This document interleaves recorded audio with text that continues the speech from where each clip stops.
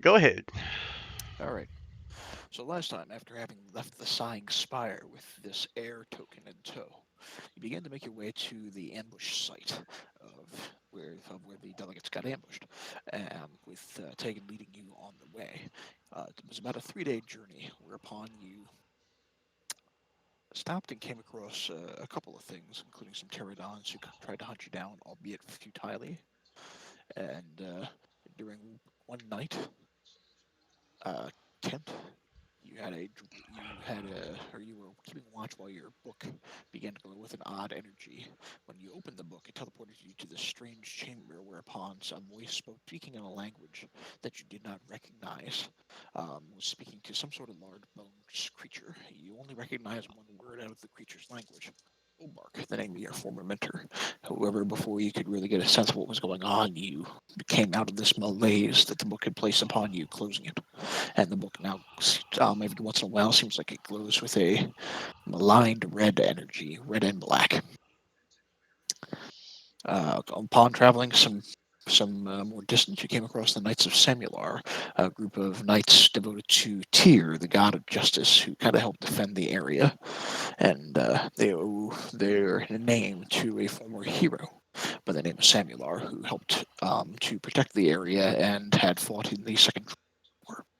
After having finally come to the site of the ambush and finding a few details, you managed to follow the tracks and eventually come to this monastery here.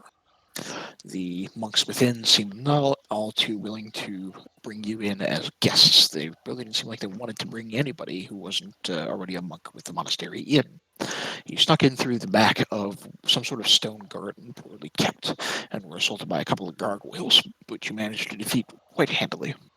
Upon making your way inside the monastery itself and kind of peeking around, you came across a distillery containing a great number of brandy, taking a few bottles for yourself thus far.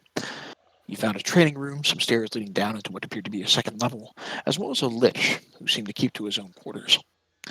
You, thanks to the folklore that your bard knows, you managed to find that this lich went by the name Renwick and was a brother to Semular, who the knights owe their allegiance to, and or their name to, I should say. And after he kind of grilled you as to what your purpose was, what you were doing here, what kind of person you are, and seeing that you had the best of intentions and a good heart, he gave to you a magic amulet that increased the constitution of whoever was attuned to it, and promised to try to keep as many of these monks from returning to the monastery as possible, though not going out of his way to stop the ones that were already here.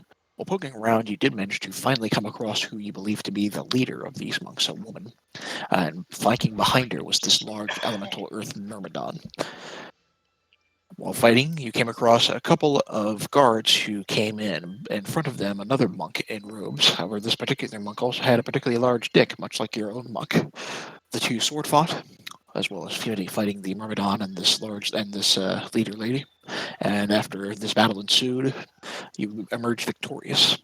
The man with the large cock, not yours, managed to fall back and die, and as he did, he lost his.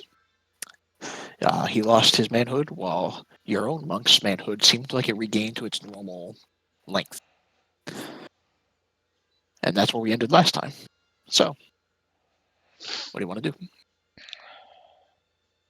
I think the first order of business was a long rest. I think we got beat up pretty good in that fight. I'd like to search the bodies before that, if you don't mind. Hmm. We never did. Oh, all right. No, let's do that first then. Okay. I might also, while In that thinking about leader's this, room as well, looking for more correspondence.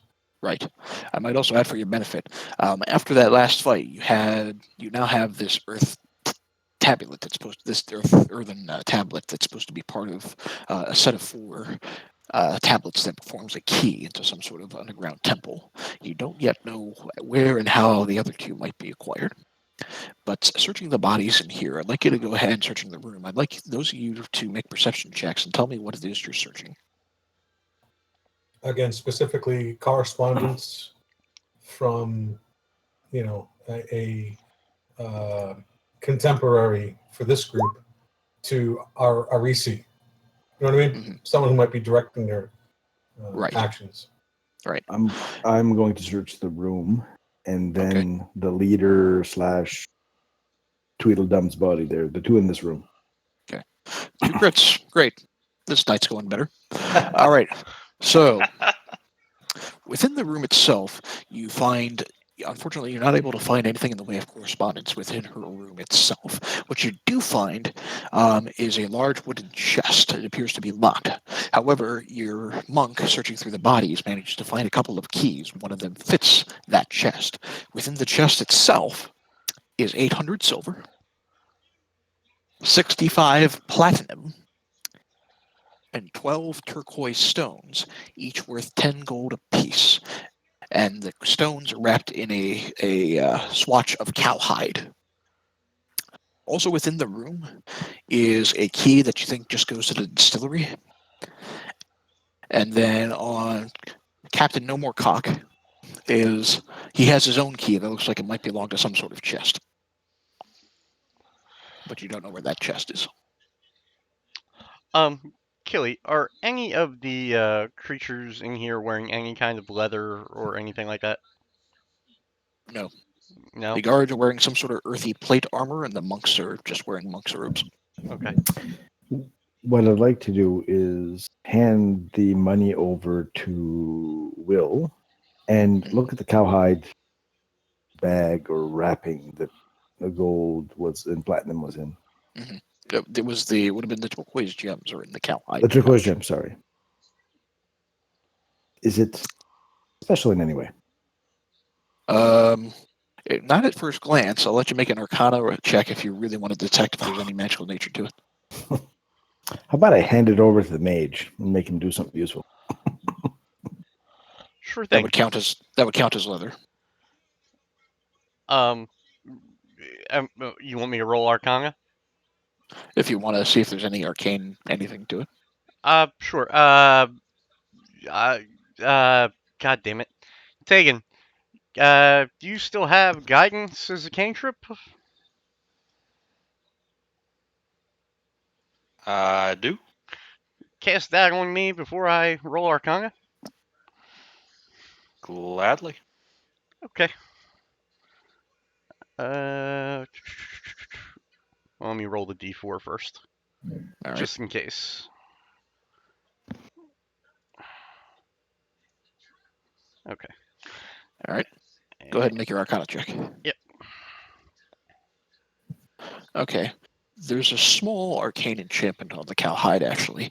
It's minor, but what it does is, for any gems that are placed within this cowhide satchel, they will never lose their luster. Huh. That's nice. No, you cannot wrap it around your penis. It will never lose its luster either. Mm. I should just hold on to that. I think you should, since you're the carrier of random crap. All right. And I added it to the random crap list. All right. Awesome. All right. Shall we go see if our friend Renwick will allow us to take a nap after checking the guards out here? And you want a perception roll for that, or no? You already searched the bodies of the guards. Aside from this okay. plate that makes up the guards themselves, you haven't found anything of value on them. Okay. Alrighty. So whoever made friends with the Lich should go in first. It'll be me. I don't know that I made friends, but we're certainly not strangers. All right. As you enter the room, Renwick turns to you and says, "I had some fighting in the hold."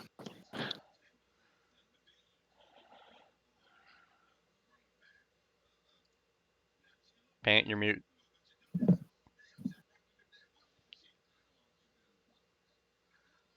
You're still mute in Discord. I said, yes, we encountered the leader of the Earth cult. Or should I say, former leader. And Will dust off his sleeve.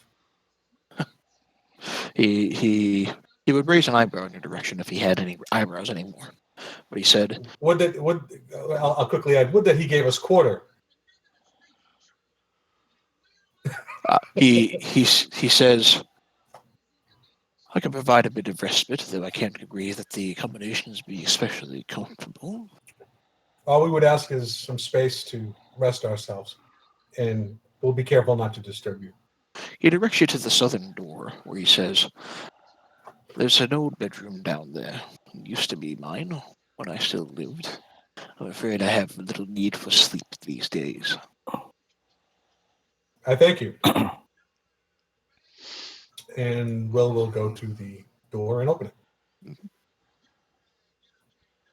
Peering inside, you can see there's actually a very magnificent-looking canopy bed, but it's covered in dusty, tattered sheets, and several couches are along the edges, but they're eaten away by moths. It looks like it used to be a very well lavished sort of bedchamber, but it's just been falling apart. All right. Let's, Close the door on the way in. let's set up camp. I would like to search the room as well. Taking your time, you don't have to make any sort of check. Taking the time to search the room, there's nothing of value within the room itself. You get the sense that this room and anything of value in here has long since been taken. This room really hasn't been used in some time. Works for me. I'd also like to add that stealing from a lich might not be the best idea. It's more inquisitive than Okay. snatchy. Okay. Dr. Connors, are you doing something out in the other room, or are you joining your companions? Nope, sorry, I'm coming in. I was just waiting on them to get comfortable. Okay. And we close the door once we're in. All right. For the sake of expediency, you can easily take a long rest in here, gain all your stuff back. For those of you who are keeping watch over the course of the night, there's some knocks on the door and some noise in the other wall over here, which Renwick, whoever knocks on the door, Renwick politely tells them to go fuck themselves, and your snap goes unimpeded. It is the relatively early morning, about 9 or 10 o'clock after you've all had your rest. Okay. I'm assuming it's going to be 8 hours, Yes. I would hope so. so I can increase my constitution to 19. If you want to attune yourself to that necklace, yes. Yes. Do I increase my hit points now? You would. So first off, go to your Constitution modifier, change it to 19. Yep. And then what you'll do, what's your Constitution modifier before you change that? 12. Okay, that's +1, correct? Yes. Okay, so what that means is your Constitution modifier should go from a +1 to a +4 when you change it to 19, correct? Yes. Okay, and you're level 5, so that means you get 3 hit points for every level. So your max hit points go up by 15, and you gain those 15 hit points at the end of your long rest. 48. All right. Beautiful.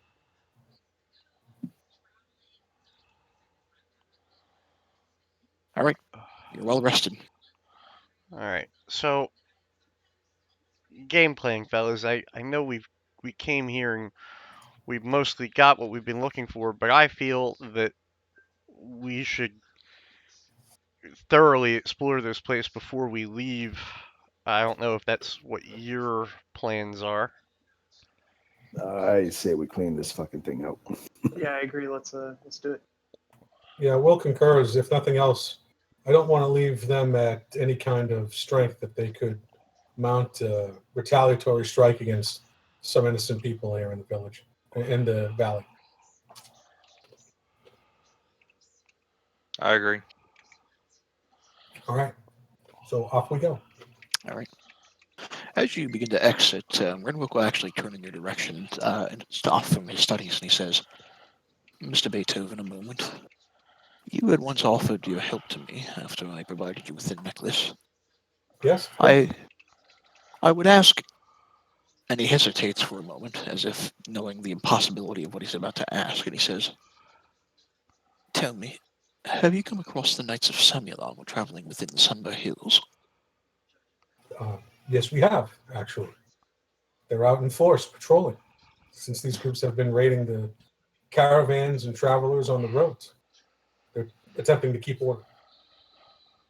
Renwick says, "My brother's doing. He was the one who founded the Knights, and they are based on his namesake. The body of my brother is buried deep within an ancient catacomb underneath where the knights call home at Summit Hill. I don't believe they would ever release the body of my brother to me, certainly knowing what I am. But if at all possible, and he pauses again, he says, I would like to bury my brother. Will think for a moment and respectfully say to him, are you certain his internment with his men at arms, his brothers in arms, isn't what he might want? He says, I cannot speak for him, for he is long since passed. However, the area nearby was our home, and I would have him buried near. I'd like to make an insight check. Not that he's given me any reason to doubt him, and he's been more than generous. Right. But he is a lich. And I'm Correct. wondering, is that really what he wants, or is he looking to make his brother a lich as well? Does he just miss his brother and he wants to bring him back? Go ahead and make your insight check. Okay. You get the sense that what he's requesting is genuine. However, you also get the sense that there's something he's not telling you.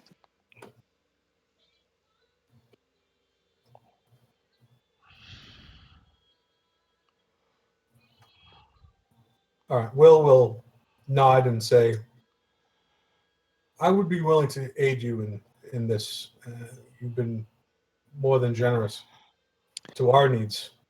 But He- Mhm. and Go Will ahead. pauses and says, what if they're unwilling to turn him over to us?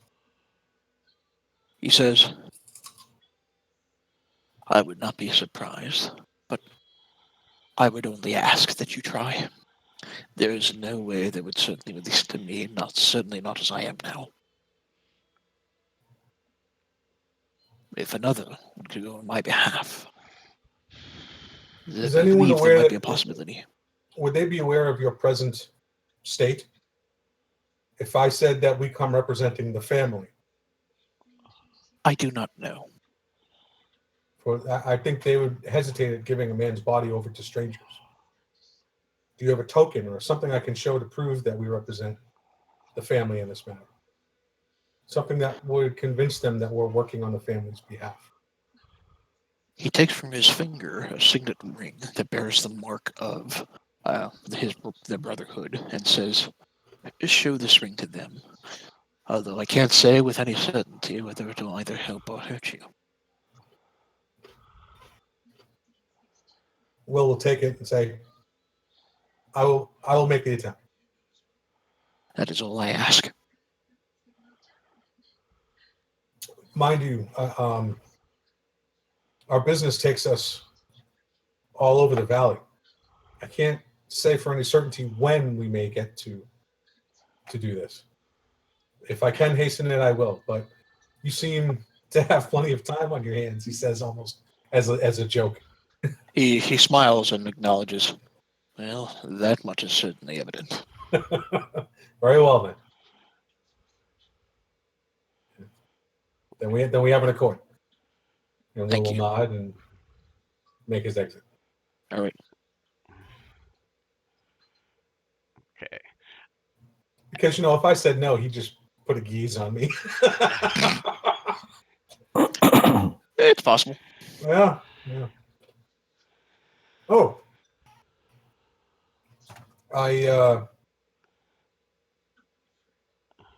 Oh, never mind. No, that just leads to the courtyard. I was going to say, does this go to another level, but I think That it goes just down. it just goes down to the door, right? No, it goes down to another level. Oh, it does. Oh. Well, we know there's another stairwell. Ah. All right. I tell him, I say, we may yet return before we leave this place. I'll see you when I see you. He bows and begins to return to his work for a moment. Well, we'll leave. As you are the rest of you leaving with Will? Yes. I'm Okay. hanging back one moment. As the rest of you leave, Kent, you hang back. The Lich looks in your direction as you kind of approach, and he says, "What do you wish, wizard?" Well, first I'd like to apologize to Renwick um, about my prior answers to his questions, but traditionally, that those seeking to become a lich seek to become a lich for those reasons that I mentioned, knowledge and power, and you know, being the traditional sense as to why they would want to become a lich. Knowing your predicament now, um, uh, obviously you are not one such that is power hungry and you know in search of a large amount of knowledge to impose your will upon others. But I do have a question. You've been around for a long time, and Many lifetimes. at that, I'm going to give him a brief summary of how I came to be with this group and how I became a mage in general, which you're aware of, Killy. I don't know if I have to go Correct. through the whole thing. I'm No. going to pull out the book that was my former master's and ask him if he recognizes this. He'll grab the book from you and he begins to study some of the runes on the cover of the book. He traces his bony finger along the outlines and he begins to utter a small spell. It looks like it's either some sort of divination or some sort of guidance spell. You're not quite sure which. But as he traces his finger, he opens his eyes. Um, you see where normally it's the empty sockets of a lich. There's a brief black glow upon it as he kind of peers around, and he looks like he's peering around to nothing. And as he does that, he eventually the black energy begins to fade from the sockets of his eyes, and he looks kind of distraught. And he hands it back to you, and he says, "Where did you get this book?" I proceed to tell him it was found in the possessions of my former master, uh, who I slew to escape from him. Have you opened it since acquiring it? I have. He says, "That book and the energy within originate from the Shadowfell." Do I? And it's a Can I roll you to can see make if I know what that is? yes, absolutely make a history check History. or a religion check, up to you. Wisdom's not going to do much better, I don't think. I mean, I can do a Uh, straight up wisdom check if you want. no. I saw the insight check there, and either history or a Oh, religion shit. check. Sorry. It's because I clicked on the wrong thing. Hold on. Okay. History. Okay. You know a little bit about the Shadowfell, in so much that the Shadowfell is a different plane of existence. It is a plane of existence that exists between life and death. You might think of it kind of as a form of purgatory. However, the plane of the Shadowfell is infested with undead, and there are many different demi-planes that exist within the Shadowfell itself. None of them particularly good. One such demi-plane you might be familiar with out of character as Barovia, which is the realm of the vampire lord Baron von Zarevich. I think I got the name right. But the Shadowfell has a number of.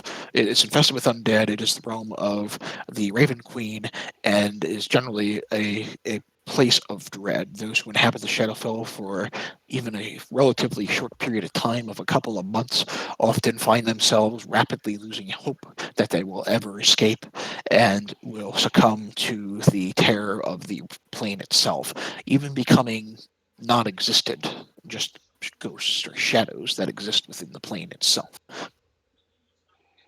Okay. And as he mentions that it's from the Shadowfell, he says, There is powerful magic within this book, but it is bound to an even more powerful creature. By opening this book and revealing your presence, you may have alerted yourself to him, and there will be powerful creatures trying to hunt you down. For what purpose, I cannot say. But you are haunted, Kentaurus, and I would ever watch your back. Well, thank you very much for your insight, and I do plan on it. He raises a hand in your direction, and he begins to utter a quick spell. You think it might be some sort of protection spell. You're not quite sure, but it's up to you whether or not you want to interrupt what he's doing. I'm not going to interrupt him. Okay, he says, I have placed a shadow mask upon you. It will last for at least a few days, giving you ample time to explore much of the hills and continue about your business. Hopefully, this masks your presence from those who attempt to seek you, but I cannot promise that it will last very long. You will have to deal with your hunters eventually. As I always assumed. Okay. And then with that, I will take my leave of the good Lich and meet up with the rest of my crew. All right. Okay.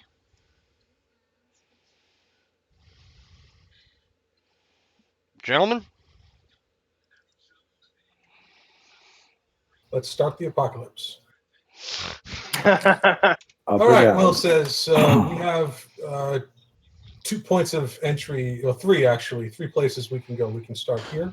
By the way, as you enter the hallway, you notice that the bodies that were in the middle of the hall are no longer there. Well, someone came and knocked on the door while we were having our long rest. Is that right? So I'm Correct. assuming. It's likely they know that there were intruders, and there's been some fuss made. Yeah. So let's be even more careful. As Will says we can start in the front hall here, skip it, and go through to the what looks like the main entrance here. Although these statues are eerily similar to the ones that came to life, or we can try the back door back here. I don't think there'll be a problem, even if we do have to face them. I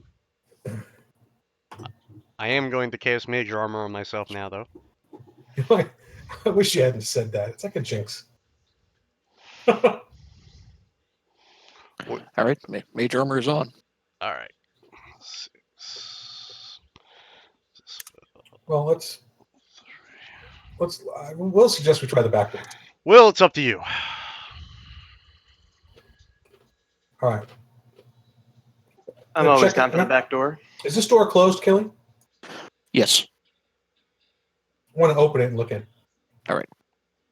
The bodies of the slain are not in there. It seems like there's been some great care to kind of clean up the area. It looks like the area has been kind of thoroughly searched, and otherwise there's nobody in. All right. I'm going to proceed to the courtyard door and stick my head out, look around. All right. At the moment, the courtyard appears to be empty. The gargoyle still kind of crumbled into pieces where you left them. It looks like they were left alone. All right. I'm going to get everyone to stay close, Mm-hmm. and we're going to make our way along the wall. This greenage doesn't impede us, does it? No. All right. And being ready to leap into action should this one animate. As you And, pass by, it doesn't happen. Nothing happens. All right. So to this door, and then I'm going to listen. All right. Make a I might perception cast check. guidance on Will. It's up to you whether or not you want to roll that d4 to add with the perception check. Got it. Just put a dot on my token. I can do it. Only lasts for a minute. No, but it just reminds me. That's all. Okay. As you're kind of listening in, you don't hear voices, but you do hear what sounds like a faint sort of hum below. A hum on the other side of the door. Yes. All right, we're going to do the sneak and peek. All right. With my minor image. All right. Make a deception check. All right. Good enough. Around inside this chamber. You actually see the chamber itself is rather quite large. There is 4 large columns of natural rock that stand in the center. This looks like it's some sort of large shrine, but in the center, where you think the hum is coming from, is a wide set of steps that descends down into darkness in the dead center of the room. In front of those steps is a stone altar. There are, in the middle of the south wall, the doors are large and copper sheathed, and where you see a smaller door directly across the hall from you. On the north wall are 2 narrow windows that allow very, very thin fingers of light that come in from outside. On the altar itself is a triangular symbol, that has been chiseled into the stone. It looks very similar to the triangle symbol that is on the stone slab you got from the myrmidon. Okay. I'm going to come in to here. Okay. Pause. Yep. What's this over here? It's a small bronze lever of some kind. Fun. Let's go pull it. All right. I'm going to step in, let everyone else step in, Okay. and get their bearings. I point out the lever. I point out the altar. I'll go check out the lever if someone wants to check out the altar. Will is going to make his way along the wall, staying close again to the wall as he makes his way over to the lever. All right. What's everyone else going to do? I'm waiting to avoid the fireball trap that you're about to set off. So am I. Everybody look around for holes in the wall, slots in the floor, anything we might think this lever might activate. Mm-hmm. Let's Dr. Connors, as you're looking around at that altar, you notice that there are some old runes and emblems on the surface of that altar, but it looks like they've been chiseled out. And if you want, I'll allow you to make a religion check to see what those might have been. You don't know. Hey, friends, look at these runes around this altar. Oh, I'll come Not up very and take a religious, look. so I'm not sure what they mean. Kent, peering around at the floor and anything else nearby, you don't get the sense that anything's trapped or anything might be triggered by that lever. No problem. I'm going to go do a look at the, what do you call it? All right. Duck doesn't know. Jesus. You don't know. What the hell? That delayed. I hit it, nothing happened, and then it... Well, count to 9. You don't know. Okay. There we go. All right. The druid, the chiseled out runes in the altar itself, you recognize they look to be marks that enshrine or represent Moradin, who is the kind of the king god of dwarves. So you get the sense that maybe this monastery that these Black Earth cultists are inhabiting used to be a shrine dedicated to Moradin. check the lever for traps. All right, perception check. You don't get the sense that the lever itself is trapped. But it may activate something, right? Well, it's a lever. It's the nothing lever. You pull on it, pizza comes out from the goddamn ceiling. That would be awesome. I would never leave this room. It's a gazebo! Look at the ceiling. What's that? I'd use my minor image to stream Netflix all day and just stay here. All right, I can't help myself. I'm going to pull this lever. So, guys, put yourselves where you want to be. And maybe either by the pillar, hug a pillar, or hug a wall, preferably towards the windows, I would think. Dr. Connors, as he pulls the lever, a gelatinous cube falls into your mouth and you die of dysentery. No, I'm kidding. No! You No, guys ready? Any last words? I'm here. I'll duck behind the altar if I have to. All right, Will pulls the lever. All right. You hear something underneath of you shifting, and then something very heavy begins to move underneath you. Oh, that's not a golem. It's a family-sized pizza. No, could be we just opened or closed the way down. Good to know. That's going to be my guess anyway. Come to Mama, Papa John's. Yeah. Is it still moving? Something is shifting below you. Something has shifted below you. Somebody look down those steps. Oh, sure. How about Just one look- of you? How about one of you Don't guys go with down the dark steps, just vision? All right, Will run over I'm and looking down the using stairs. his dark vision take a look down the steps. All right. Taking a look down the steps, you see one of those. Oh, fuck it. We're fucking up an Umber Hulk. Oh, wait a minute. What's he? We don't see any shifting stone or anything like that? You see an open gate over here. Oh, so we probably just let him go. Awesome. And as you kind of peer down the steps, I'd like you to make a stealth check. Oh, boy.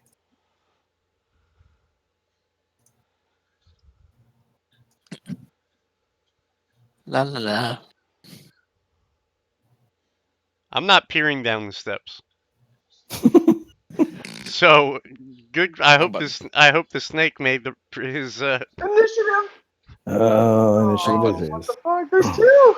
No, wrong button. All right. I was trying to get you a perception check. I clicked the wrong button. Okay. So peering down the steps, it seems like it's running around looking for somebody down here.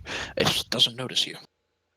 All right. I'm gonna quickly back away from the steps and. And go pull the lever again? Well, I think he's out now. Yeah, he's out now. That's like asking the Rancor Keeper to pull the lever again.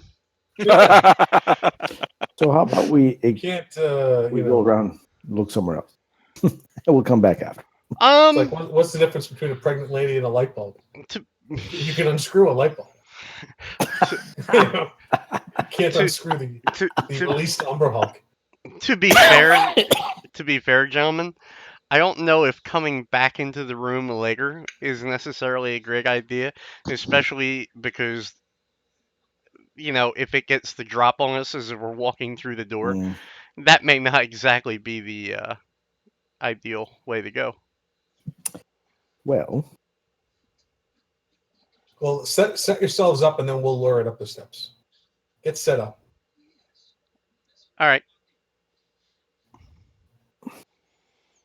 Kelly, can we have the map for the upper floor? Let's scroll down. Or scroll up. Oh, I see. Never mind. He was trying to figure out where the Umber Hulk was. I thought you changed the maps, but you just shifted us. No, the bottom floor is on the bottom of the map. All right, so we're gonna place ourselves tactically. All right. You have a few seconds. We're gonna lure the. Oh, all right. If we have a few seconds, just everyone get yourself placed. Will be here. Suggest our melee on either side. Try to stealth on either side of the steps in these corners. Here and here. So that you can get a drop on him when he comes up. A heavy creature begins to come up these steps. Any spells you want to cast in preparation? Cast them now. Hold on, wait. I have an idea. Do I know? Can I roll to see the guy know what an Umber Hulk is, assuming what these guys have described it to me? Make a history check. Hold on. Yeah, Will has no idea what this thing is, I'm assuming. Or should we all make checks? Or sure, why not? Would I know what that is? Nope. No. You would know it's some sort of creature from the Underdark. That's all you know. Now, Tuck, on the other hand, you know that these particular abominable horrors have a particularly deadly gaze. And if you stare into their eyes, it's entirely possible that it's like getting super drunk and you wake up 8 hours later and you have no idea what happened. Roofalin! So the best thing to do when fighting an Umber Hulk is to shield your eyes.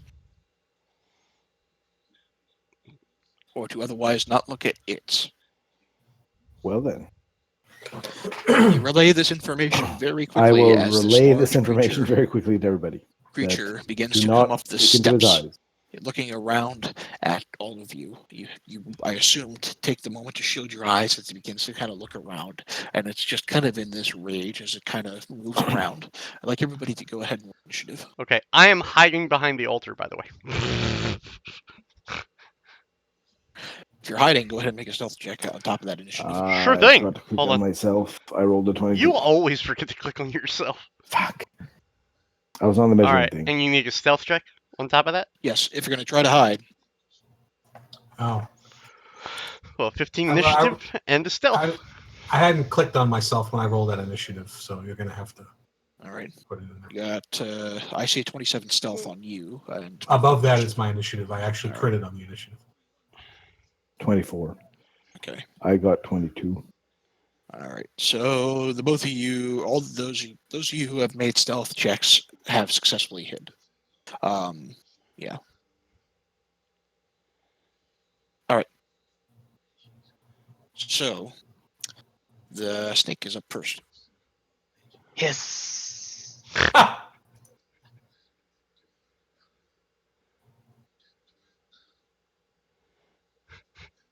The snake bites. All right. The bite is successful. It manages to get into underneath the carapace that makes up this creature, and the poison looks like it certainly has effect and begins to flow through the creature's veins. It begins to turn around and with its mandibles begins to kind of hiss back at the snake. I hiss harder. Hiss. That's my All turn.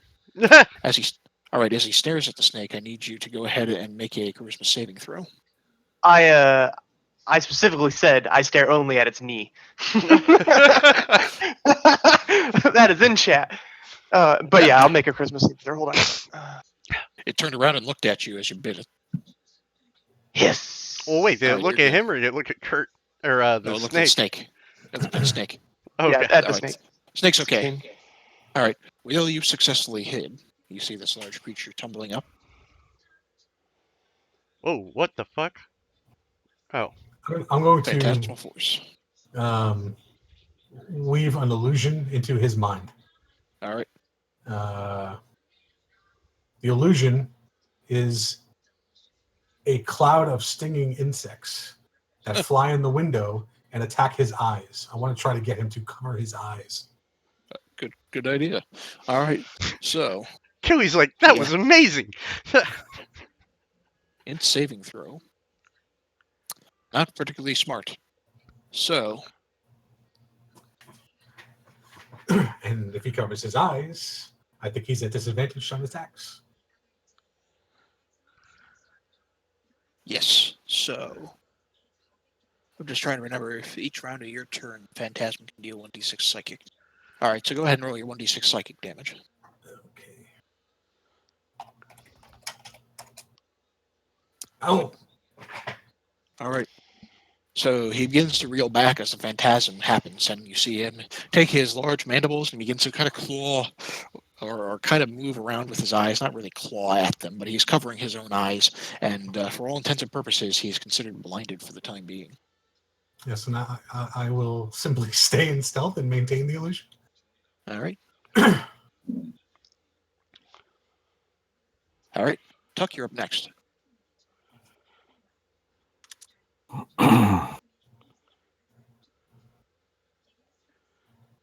I am going to move.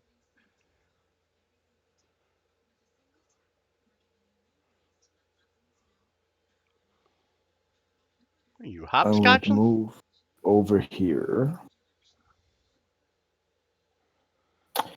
And I'm going to throw my staff at him twice.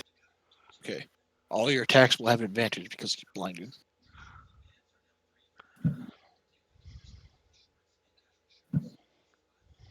$12 will not hit. 19 will.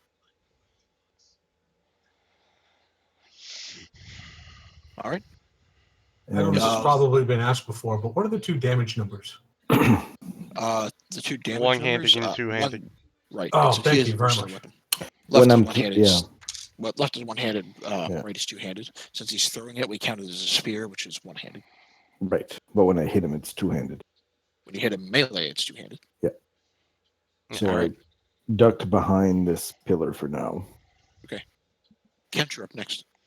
I'm going to cast, seeing it he's got his shit going on, I will cast Firebolt at him.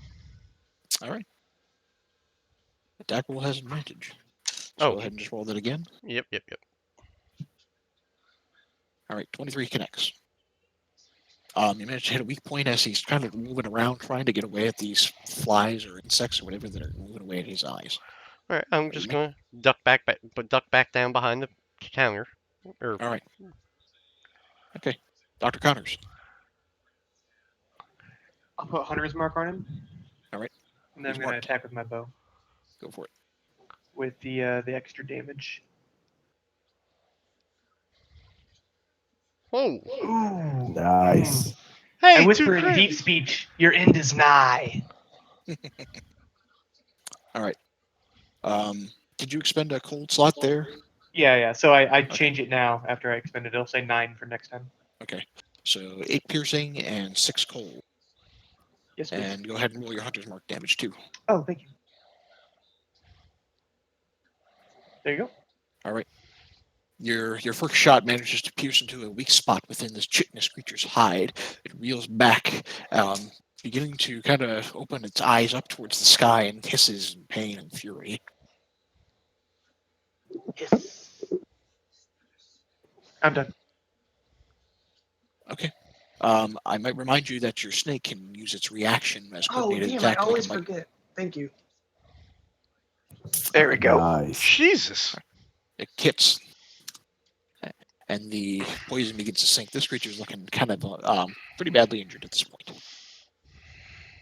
It's on its air quotes last legs. That means only 48 more hit points to go. Tegan, you're next. All right. I am going to cast Produce Flame at him. All right. 19 connects. All right. Go ahead and roll it one more time just to see if you don't get a crit, because you do have advantage on the attack. Oh, my bad. Oh, Okay, we'll count the 19. So, the fire looses from your hand and it manages to hit the creature. He is reeling back. He is still standing. All right. Then I'm going to move here. All right. On its turn, as the Umber Hulk reaches continuously at its eyes, it's just going to try to do what it can to kind of claw away at it. He's just going to make another check. All right. He's still convinced that it's a damn fantastic. It's it is what it is. At the start of the round, Big Snake is next. so you have to. He doesn't take psychic damage again, does he? It does on Will's turn. Oh, okay. Hiss. All right, 21 connects, 11 and 10. All right. As the poison courses through this creature's veins and as he claws at his eyes, you begin to see blood begin to form not only at his knees but at his eyes as well. And he begins to hiss. And as your snake manages to slither away, kind of at the last minute, seeing that the creature is on its knees, you watch as he collapses and his chitinous shell falls lifeless to the floor. Let's hear it. Hiss. No, I want to hear the tone, man. The horns. I will say this. Out out of game. Correct me if I'm wrong, but Umberholtz can hear very well, right? Yes. Oh, how I wish we had somebody else with us on this particular fight. Anyway, moving on. That was pretty damn good, if I say so myself. From what I understand, these are pretty badass. They are pretty badass. They can be, and they almost wrecked the Sunday night group. But the Sunday night group didn't know about covering their eyes. Your crit allowed you to figure that out ahead of time. That's huge. You're welcome. Oh, well done. Well done, team. Well, good team effort. All right, we'll have to... Do we bother searching the Umber Hulk? Oh, I'll try searching the Umber Hulk. You never know what he ate before we got here. Oh, Jesus. That blows. Yeah, I still had advantage on but that wouldn't have Count to mattered. two. We'll count to 2. You don't find shit. I can't find shit either, apparently. You can't find shit. I'll let Nagini search him. Okay. Nothing. It's dead, Jim. But as All you're right. all searching, bursting through the door, Oh my are 4 lord. of these guys, obviously attracted to the noise, and they go, "It's the intruders! Huh. They killed Helen Ray! Stop them! Initiative Form again? the guard!" Initiative. All right. Watch now, these guys will get Oh us in my a lot of God. trouble. Right? I rolled a 22.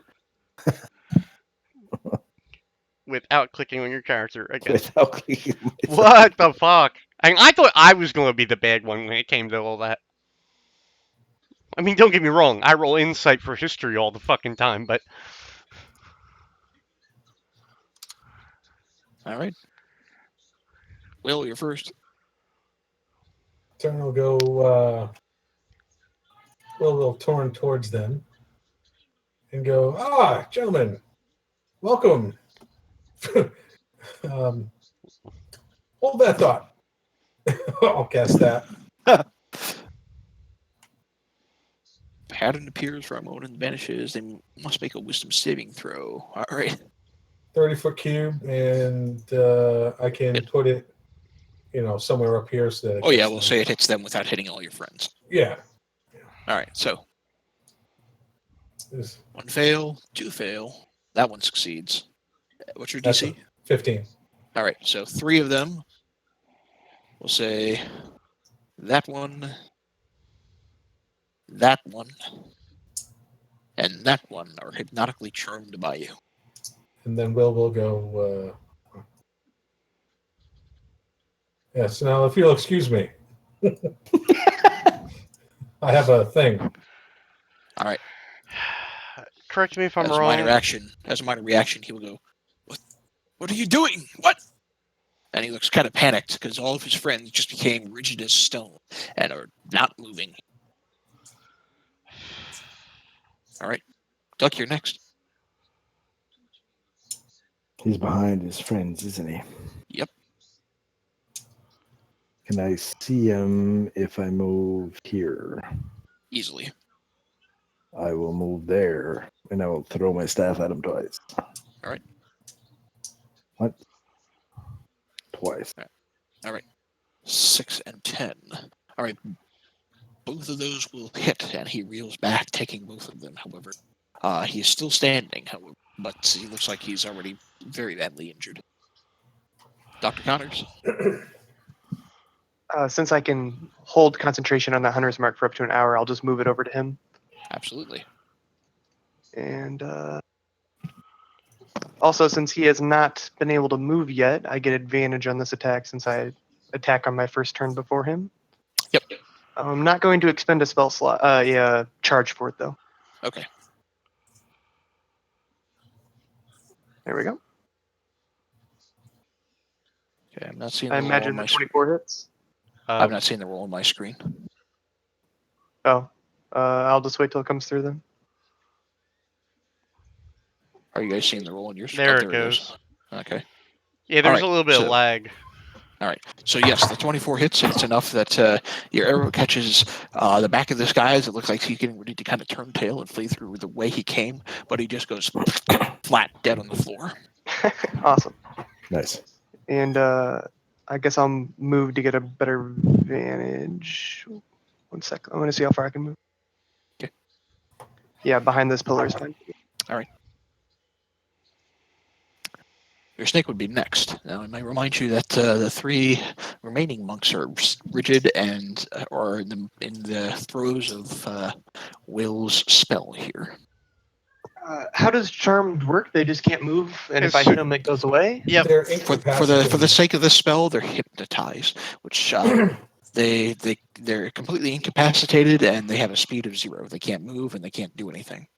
So we can just do them one at a time then. You know what we could do to add insult to injury? We could pickpocket them while they're all hypnotized. Just loot the bodies. I would probably wait and go back to the top of the turn order just because. Then we have 4 hits on them before they get to go. Because they can't break out of this, can they? Yeah, they can. They get the roll a save, I believe. It's a wisdom save. Will's like, let the bodies hit the ball. Let the bodies hit the ball. You know, Anyway. I remember a time when our bard was not a bloodthirsty savage. So unless I misunderstand, Well, I'm not going to kill them. So unless I misunderstand here, the spell literally says the spell ends if it takes any damage or if someone else uses an action to shake the creature out of its stupor. They don't get a wisdom saving throw. They just stay Correct. there. It cancels Failed the it. effect. Correct. What? Yeah. Or until Will cancels the effect. They're basically stuck until a minute has passed while Will's concentrating on the spell, or until they take damage, or until somebody shakes them awake. Why don't we bind them, and then we can question them. All right, let's do that. I'll I have one pair of manacles. pass my turn, and then we can move in to bind them, I guess. We If have that's what rope, you're going to do, we'll say you're out of combat as you take the time to bind them. and we'll just sit them down. Like along the wall here. In a row along the over wall, here, yeah, you just know, in away case from- we away have to kill from the them. altar. All right. Let's face it. They're probably not getting out of this alive. Well, once they're bound, we can search them too.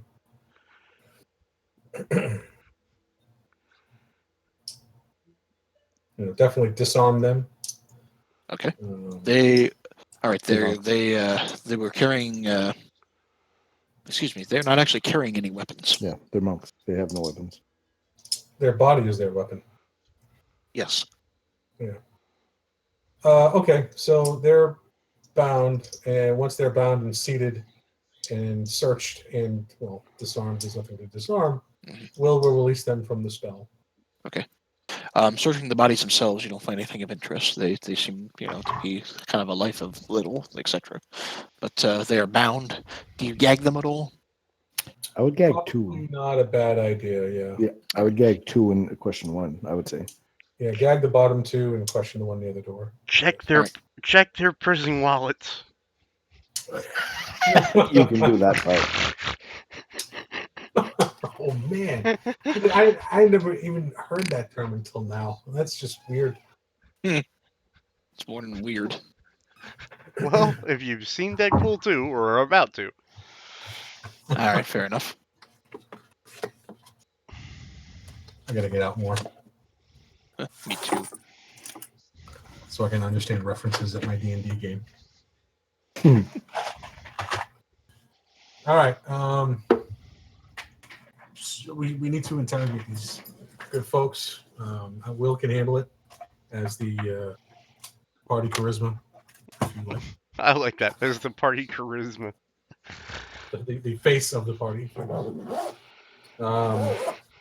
Yeah, so will go up to this one here. All right. And release the spell, obviously. All right. So that they can talk. Mhm. When you release the spell, it breaks it on all of them, and they. Yes. All right. And they all kind of look at each other. They look at their circumstance. They go,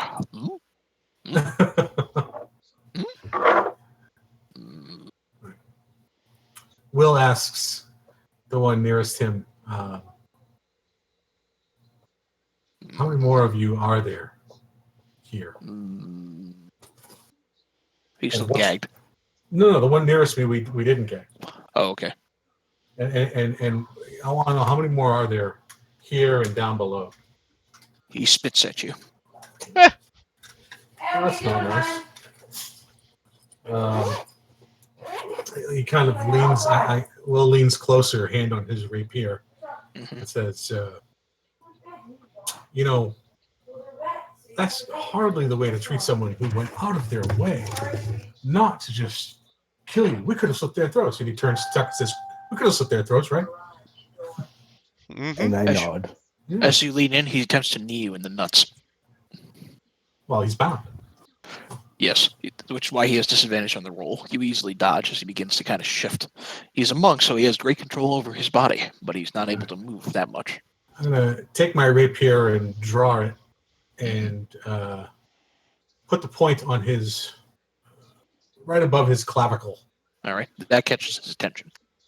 I'm going to say, speak answers to my questions.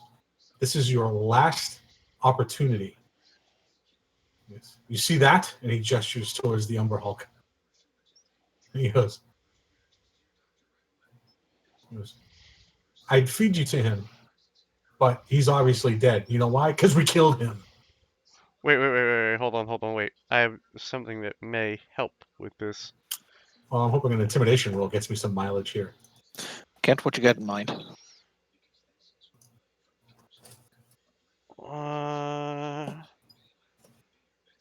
Oh, never mind. I didn't either. I didn't. Yeah, okay. No, I forgot my staff is only dominate undead. I thought there was a raise dead thing to it, but I must be wrong. Yeah, not that kind of mage. All right, so go ahead and make that intimidation check. Okay.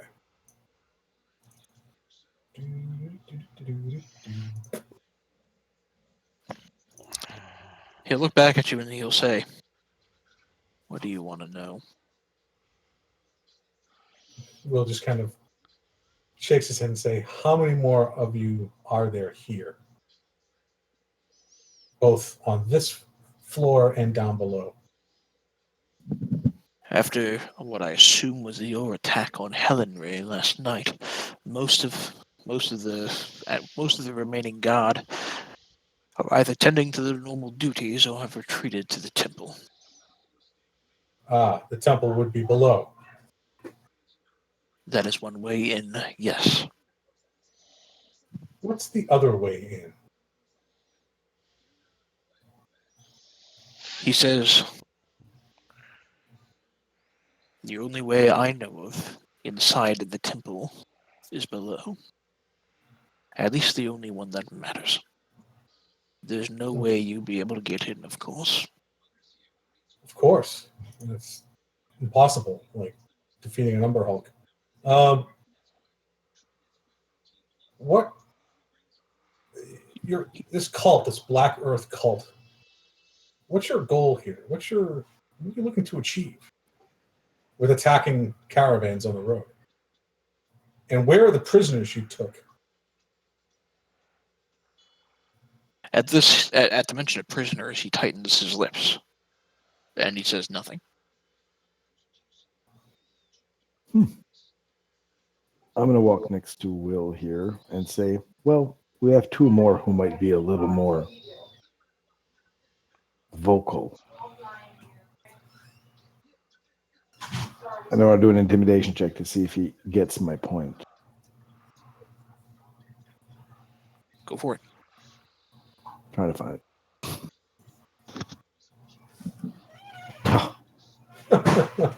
As I say that, I kick him in the face. make an unarmed strike. He's dead. You killed him. You bastard. All right. You kick him square in the jaw. He looks like he loses a few teeth in the process, and is almost a little dizzy. Good. Prisoners, we said. Will is going to lean on his rapier, pushing it into him a little bit. Now, Dr. Connors, as your snake begins to bare its fangs, you do notice it has a little bit of an unnerving effect on the monk.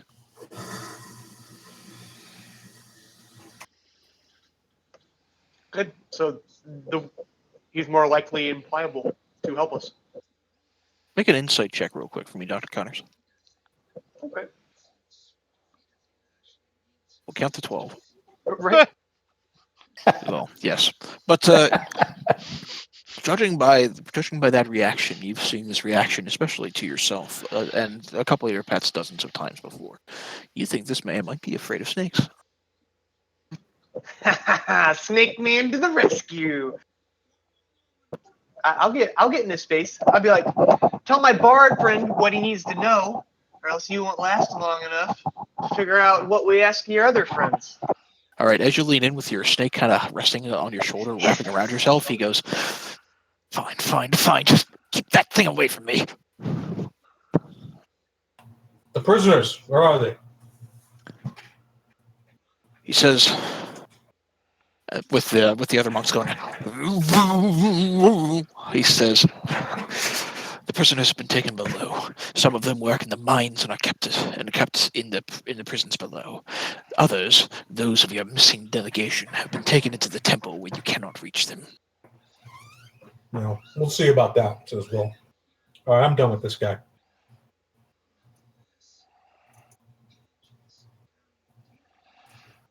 He says as you walk away, what do you intend to do with us?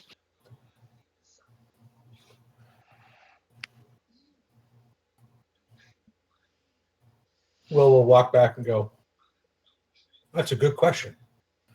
You should be lucky we're far more merciful than your bunch of naughty bits. Hey, why don't we just put them inside the cage downstairs? Good call. Capital idea. Isn't there a door behind the cage, though? Yeah, but there's a lever that closes.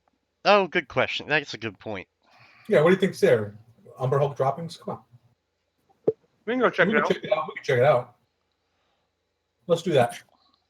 Let's do All that next. Let's check out the Umber Hulk's cage. All right, are you gonna Alright, just dragging reminder, these guys? we should probably in front of Yeah, just drag us down, I guess. We need to All probably gag our third friend there. Right. Get re-gagged. you? Okay, so you gag all your third friend, and you drag the three monks down to the chamber below. Go ahead. The second or the bottom floor, basement floor, I guess you would call it, is just below. Just go ahead and drag character tokens down there. But as you wander down, you can see that this is the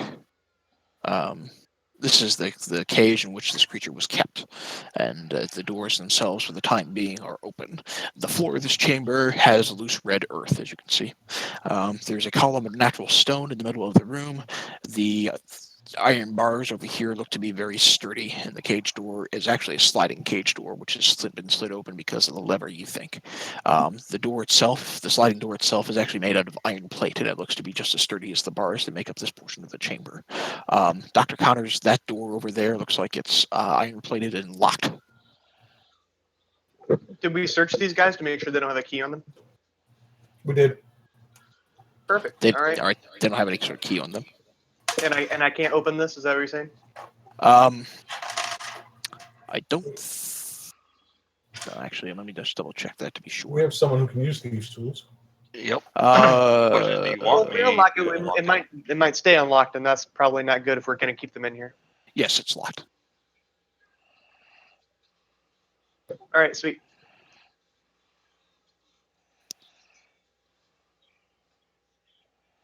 So do you want me to pick the lock or leave it locked? See if you can pick it. Okay. All right. I like picking tools.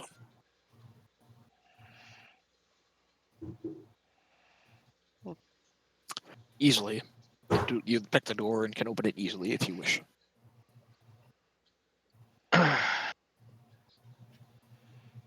Well, I was able to pick the lock, guys. You want me to go ahead and open the door?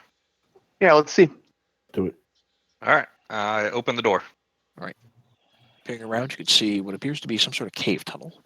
There's a set of stairs that continues off to the right of you, and the hallway that makes up this cave continues on down. I'll do a perception for traps on the floor before I walk in. This is the Specifically Sunday in night. this This is area. the Sunday night. Yeah. This is the Sunday night group leading into my Wednesday night group here. That mentality. To be fair, 'Cause- you had 'cause these us guys- doing it for quite a while. You did. You stopped doing it, at least recently. But these guys never did. No, there's no traps or anything here. Okay. All right. Then I'll go here and see if I can look down this hallway. All right. A couple things. The stairways continue on, curving down. Looking down the hallway, it leads off into two other directions. You think you can see bits of rubble off to this direction, but the cavern wall looks like it just continues on over here. Hang on one second. I'm going to run back up the steps real fast, okay? And while these guys are here, I'm just going to say, hey, hold on. Let me go see what that lever does, okay? Because we honestly don't know. We just know that it made a noise. For the sake of expediency, Yeah. as you test the lever, it opens this door. It opens and closes that door. Okay, is this bars here then? Let me check.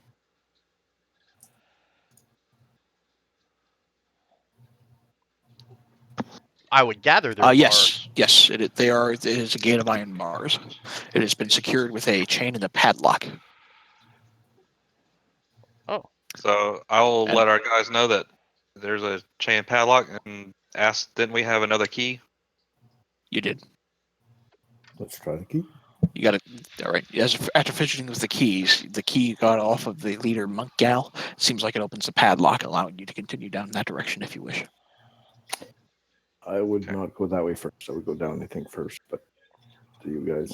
No, I I also say. might remind you, you still have these 3 bound monks with you. Let's tie them to the rock for now. To that Alright. rock? Yeah. Okay. All right. There's nowhere you can reasonably tie them in, but you think you can, if you want, get some iron divots out and just kind of bang them into the rock as hard as possible, and then just tie them to the divots that way. Sure. Either that or I was going to say we should get them drunk as hell so they fall asleep. We just kill them. I'm Could okay do with that. that.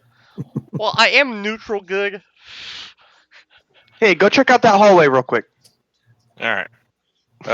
So I locked the gate back up just so no one can come up those stairs for now. All right. And I will go down here. Alright. I'll follow What are him. the rest of you doing? I'll follow I'm him down walking. a little. No, okay. Will, Are they tied up? they're tied up. We can say they're Okay. tied up. Okay. I'm there. Dr. Connor, Snake Man? I'm coming.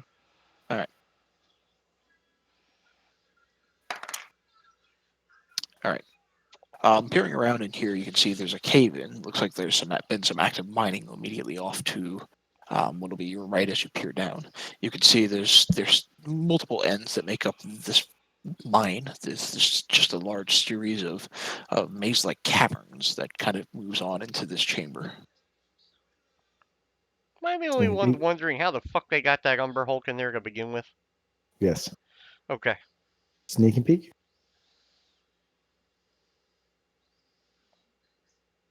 Well, no. You want to keep going the way we're going? Which door? You want me to? All right. So down, Will like sneak and peek on the way down. yeah, to see Will what will we- sneak Right. up to here and peek down this way. Just more cavernous tunnels. Go here, Nice. look this way. That curves up and down.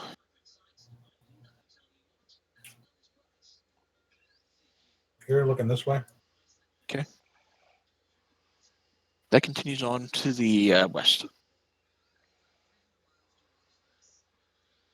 Here. It continues on to the west. It also curves down to the south.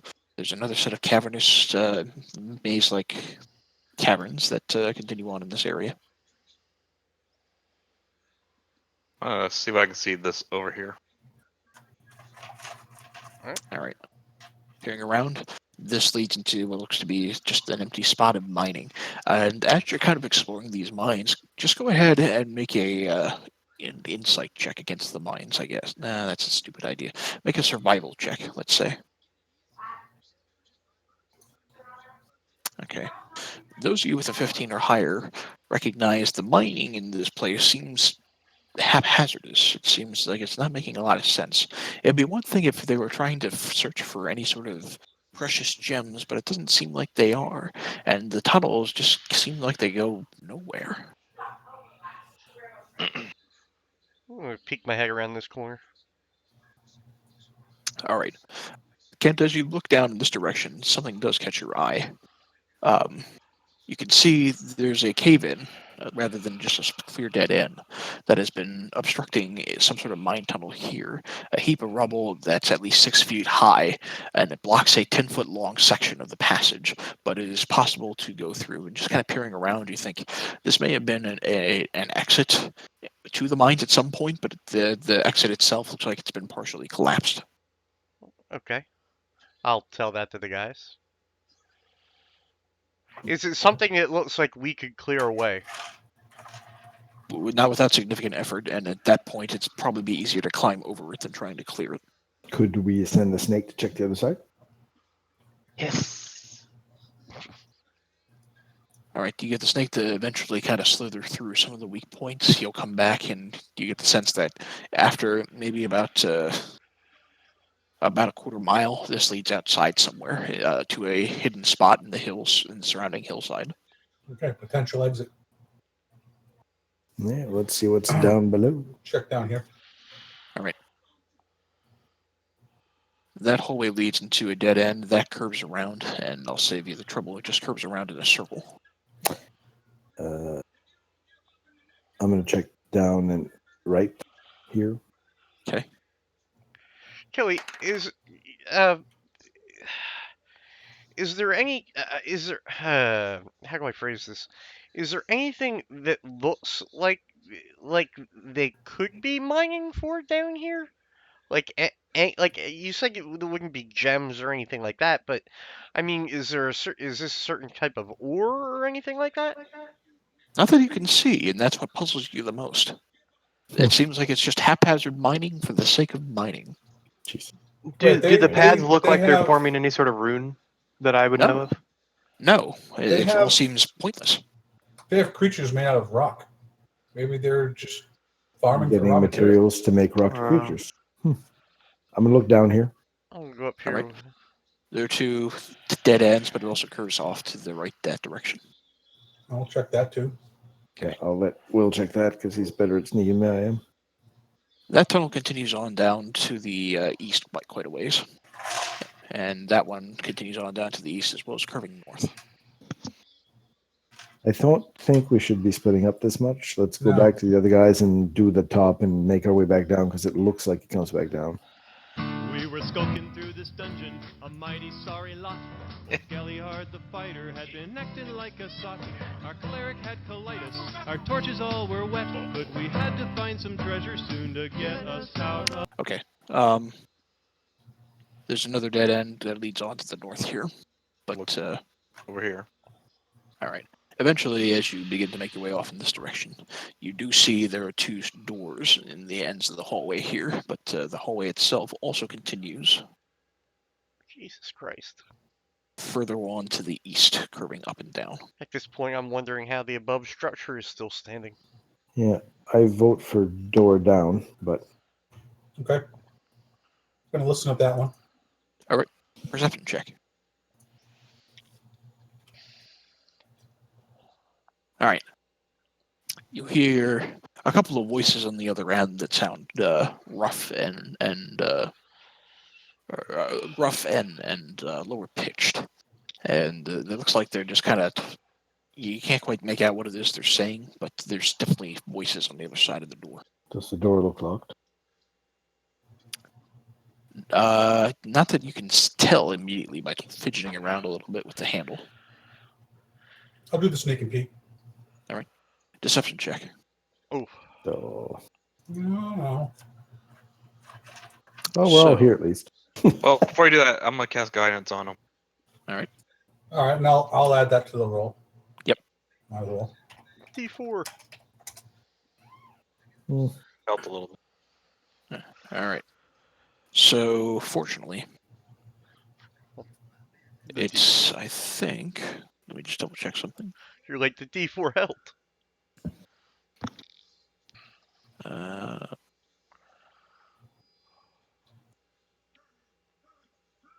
Okay.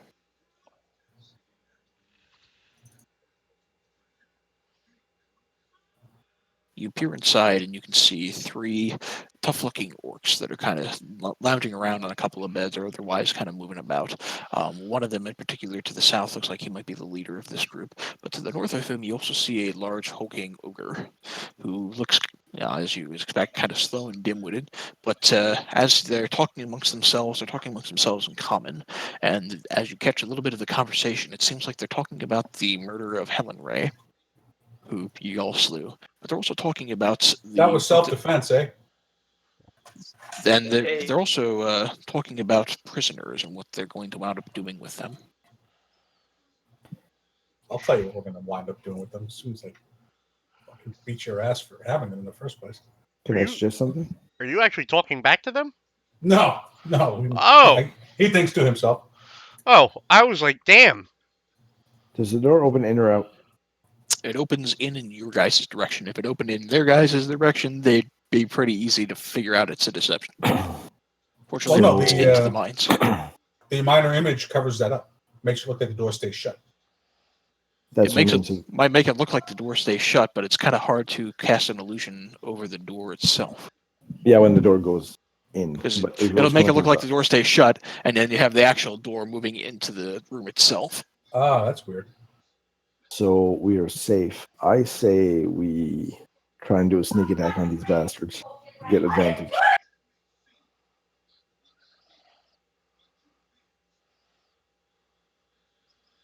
I'm down. Since we still have the illusion there, we technically could get a How badly do you want them hurt? bad. Then I would like to say throw open the door and let me cast fireball into the room. Door's already open. You cast what you want. With advantage, maybe? Kill it? Why would No? why would you get advantage on fireball? They still have to roll. They Will have to backs make a up. dex. They roll dex saving throws. That's not an attack roll. Good point. Good point. Would they have disadvantage since they didn't know it was coming? No. Ah, you bastard. Here you go. Killy, if I throw one right into here, it should hit all of them, I believe. Yes. Because it's what? It's that far across. It's good enough, is what it is. Yeah. All right, yeah, all right. So we'll throw a fireball into that room real quick.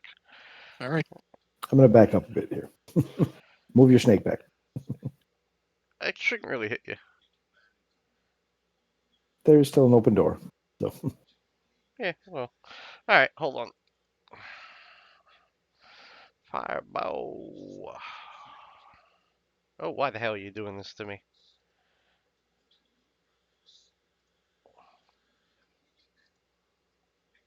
All right. So 1, 2, 3.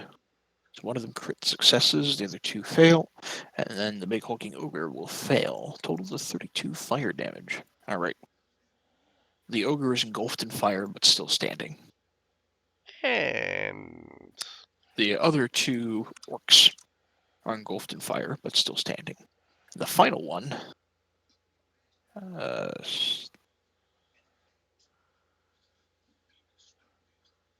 should only Manages to taken dodge the 16. bulk of it as it kind of lands, but he's still pretty badly injured. But they immediately look in your direction. The illusion is dispelled, and they're looking very badly burnt and kind of a little pissed. Furthermore, as the fireball lands in this room, it begins to singe some of the water in the well here, and a billowing cloud of steam begins to fill the room and kind of slightly obscure it. But I'd like you all to go ahead and roll initiative. oh my lord. Did you forget again? Yes. What in the actual fuck, man? 23.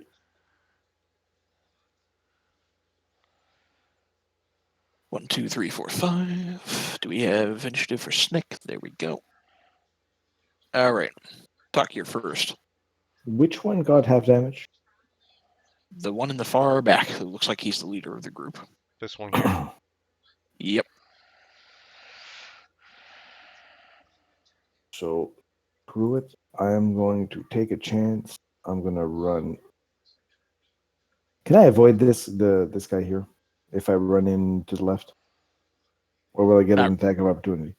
You'd probably get an attack of opportunity. Okay, so I'm going to walk in the door here and hit him. All right. Once, and see what happens. All right. 20's enough. And 13. the staff is hard enough that it manages to actually knock him down. Okay, I'm going to run up to this ogre guy, and I'm going to hit him for my second attack. All right. Also good. And I will hit him with an unarmed strike. All right. Is that enough? It's not enough to kill him. He's kind of on its last legs, though.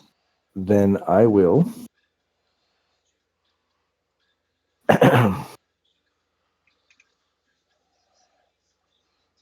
do a stunning strike on him. Okay. Using one key, he needs to do a Constitution saving throw. Sorry. All right. Con save. And he misses. So he's stunned until the end of my next turn. All right. It doesn't say it doesn't.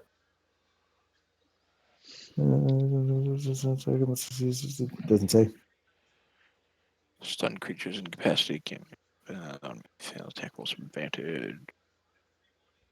I'll just pull it up since you're bringing it up, but I'll double check. I just not seen it before. I was just checking. Sorry. Play the open hand. Open hand technique, much things. That's not stunning strike.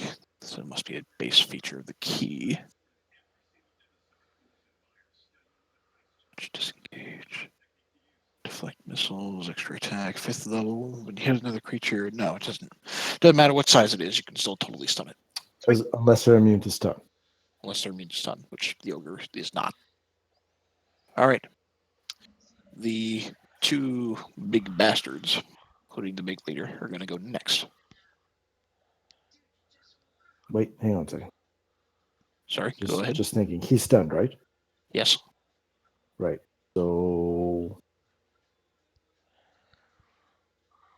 I moved 20 feet. I'm going to move back out. All right.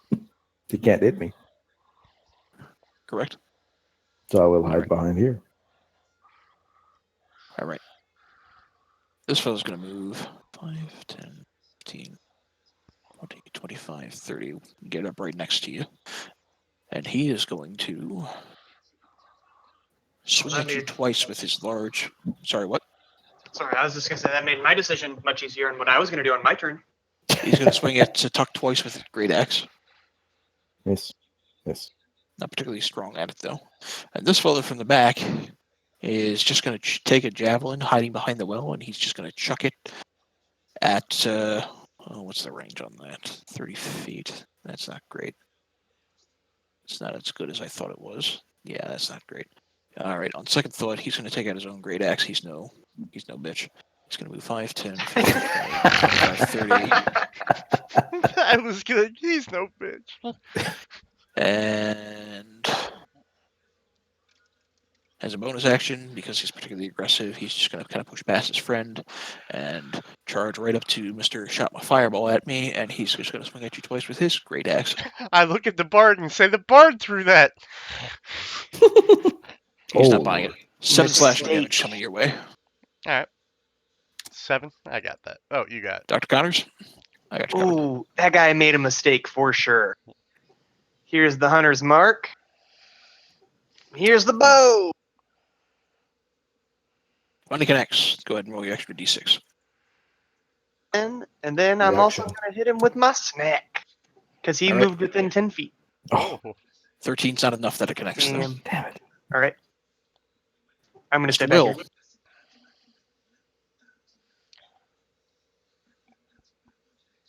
Okay.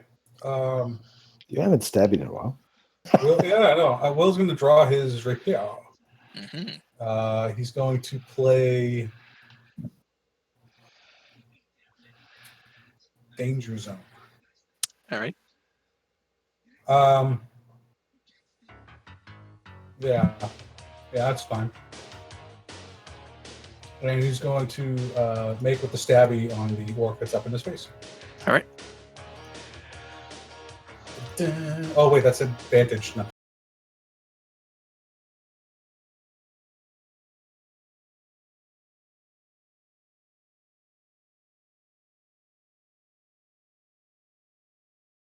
$26. Because it's the higher roll, and we'll take the 8 points of damage. But yeah, you managed to find a weak point within the plate armor of this creature, who is rushing, really, really pissed off at you, and you managed to get it with the stabby. Okay, let's see. Movement-wise, no, I'll stay right where I am. I think. All right, Mr. Tegan. All right, can I get by the snake here? If I go up here, it's about that spot. Yes. Okay, so I want to move to there then, All right. and then I'm going to cast Thorn Whip on our friend right here. All right.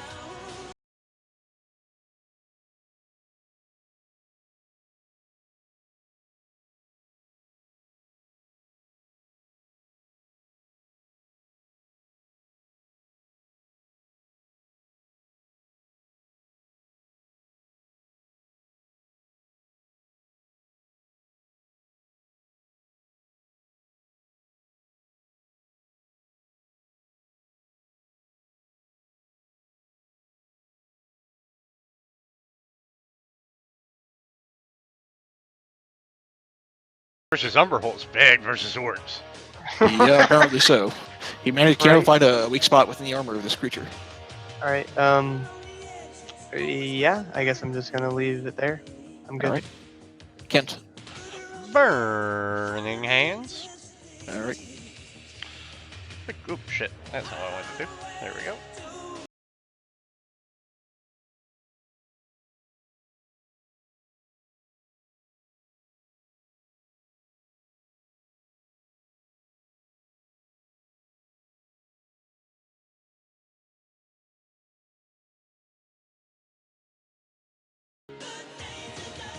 Crit fail and a 16. All right, so the guy in the back who got really badly hurt by you earlier manages to save on the brunt of it, having learned his lesson the first time. The big leader fucker, however, does not seem like he manages to dodge out from in front of you. Kind of hard to do so from point blank, and he burns and is little more than a burning crisp in front of you. Okay, and with that, I'm going to take a couple steps back.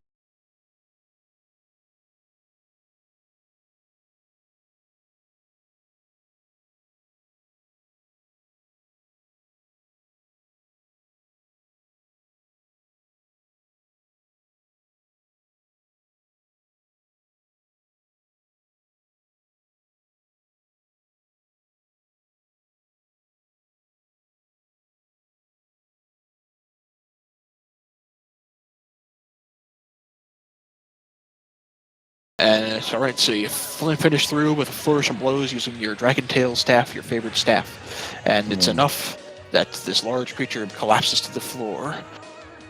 You are out of combat. I would like to search the leader. Yes, make with the searchy. All right. On the searching around in the area, first off, on the leader himself, he has a key. Actually, has a series of keys. But on top of that, searching around the room here, you do find hidden underneath a loose stone in this room, near one of the sleeping pallets, is a leather pouch. The pouch itself contains 90 gold and 40 electrum. Oh. Hmm. 40 electrum? Yes. Damn.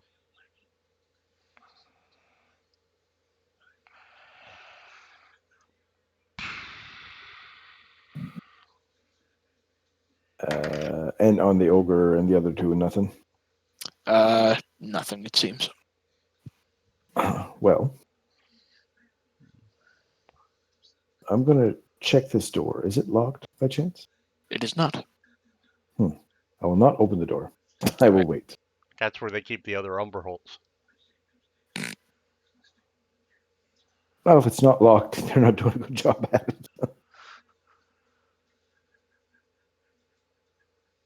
Are you guys coming in, or? I'm here. Open the door.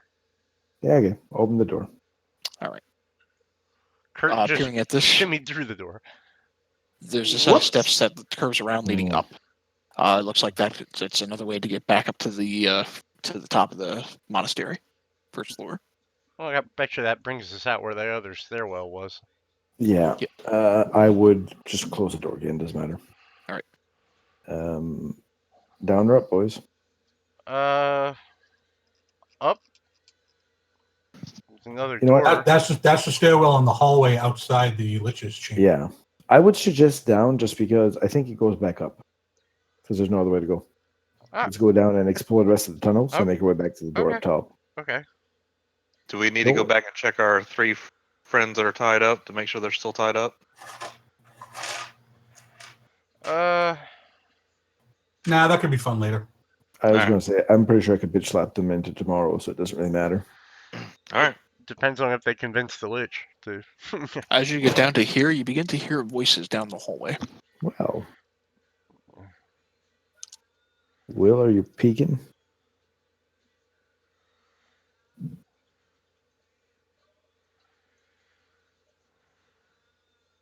You're muted in Discord, Pant. Sorry, yeah, I'm peeking this way. All right.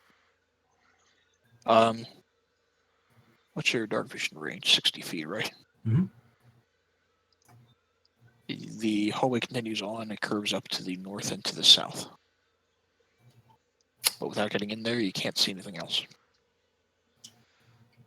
All right, I'm going to carefully sneak my way up to here. Make a stealth check. Yeah, knew that was coming. Oh, beautiful. Somehow you're not seen. However, peering around in this chamber, you can see a number of cells. Within are some not particularly well-treated individuals. You think these might be the captives that the cult has taken. Use those keys we just got and open these cells up. Yes, Will will go to the bars and reveal himself after waving the party up. All right. As you wander up, Tegan, you recognize behind the northern door here is actually an individual, a dwarf, in fact, that was part of the Mirabar delegation. His name is Rundathar.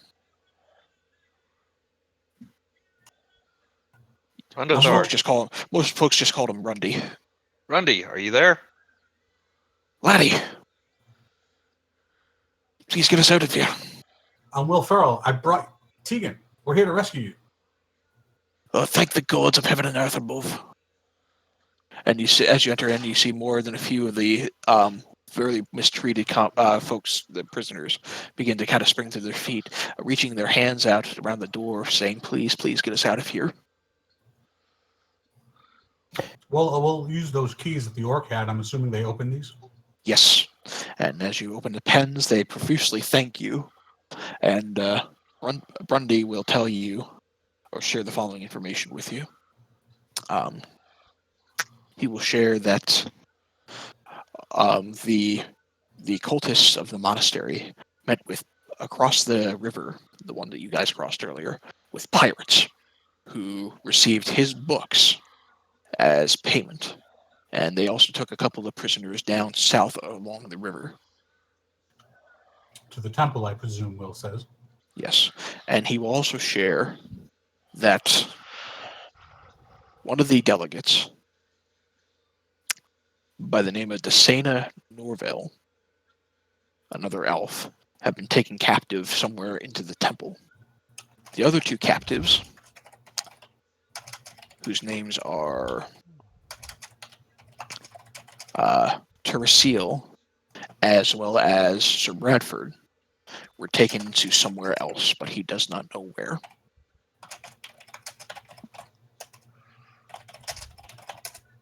Okay. So noted. And I asked the dwarf. We'll get you back outside. After that, though, you'll be on your own. Will you guys be okay? He says, if you can take us safely to Belliard, I think we might be able to make it on our own. People need to know what's going on around here. All right, get back in the pens. We're going to lock you in until we're done exploring. No, only kidding. Only kidding. There's immediate cry by all of the prisoners at once. No, just kidding. No! That's my natural wit, Will says. It's okay. Don't be afraid. All right, guys, looks like our exploration is over for now. Let's get them up and out of here and get ourselves. We can take there was a boat, yes? You guys took some boats across the river. yes. Yeah. Can we use those? I'm trying to remember the map. I think there was a river the river went north, not as far as Belliard, but certainly probably the easiest way to get. Oh, I don't think we have enough space for all these people on the boat. We'll have to hoof it. I don't know if we bring them upstairs and hide them with the Lich. Here's the problem. One, I doubt they're going to be real thrilled about hiding with a Lich. Well, we're not going to tell them about the Lich. Well, you can't hide them with the Lich and then not tell them about the Lich. But secondly, we also don't know what kind of other force is waiting upstairs. Yeah. We didn't clear it out. We went right down to here.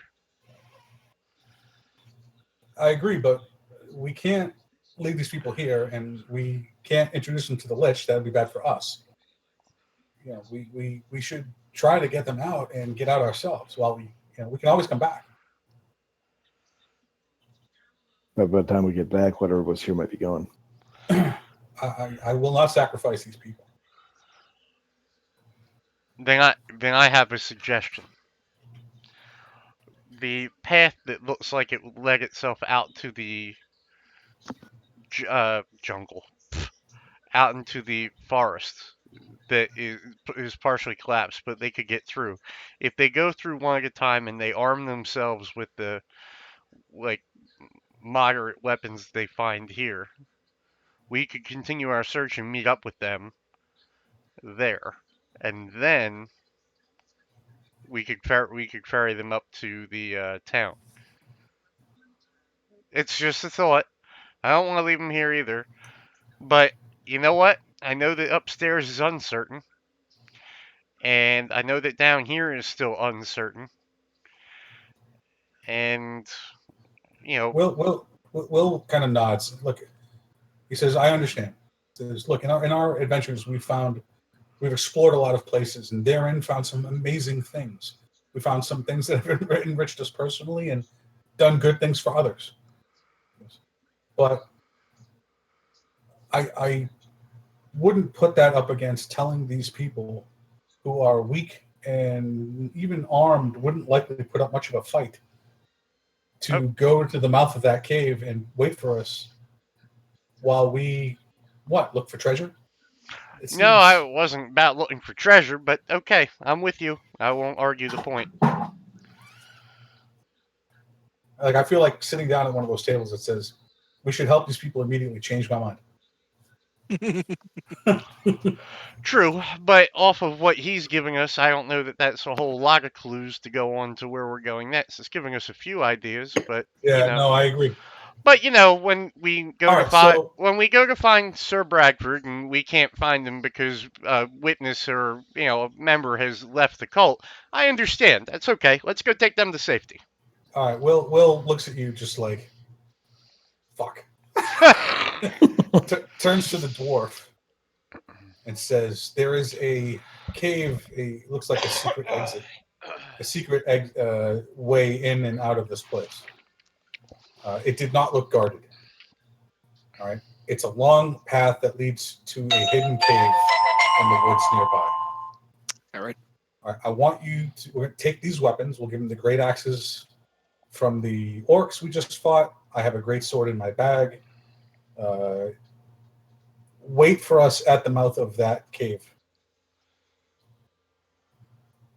They will take the weapons. We must find more clues as to where Sir Bradford and Terrasil were taken, if we're to have any hope of saving them.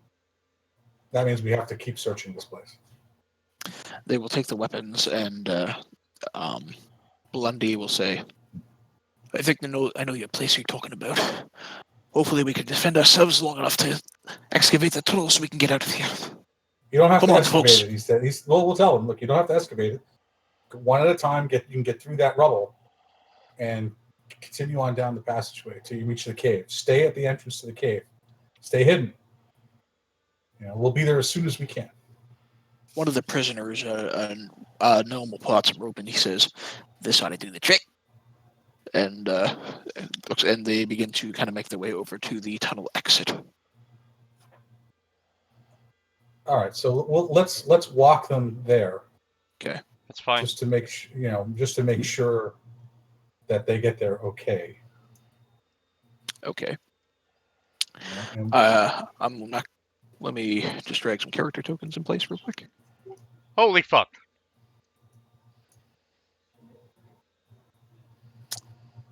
As you begin to wander in that direction, can't you see a creature straight out of your nightmares? Fuck it, I'm going up to it. Am I even do I have to roll initiative or can I just move my character token? So first off, let me go ahead and move everybody's character tokens into place. You'd be wandering around the edge here as you see this thing, and it slowly is looking around as if it's looking for something or someone. And it turns around and peers at you. And we'll say that the commoners are kind of hiding in the back off in this direction as you kind of stop them immediately. But I would like everybody to go ahead and roll initiative. By the way, to give you a good sense of things, that's what this creature looks like. Nice question marks.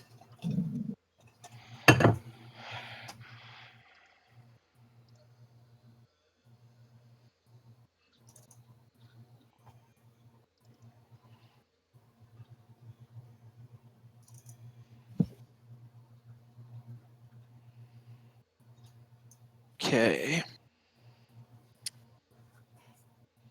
At the top of the round, we have Dr. Connors. Sweet. I'm going to move back and then put Hunter's marker on it. All right. Really, Duel of the Fates? What's that? I can change it if you want. No, no, No, no. it's No, good. might as well leave it. No, what? What'd you say?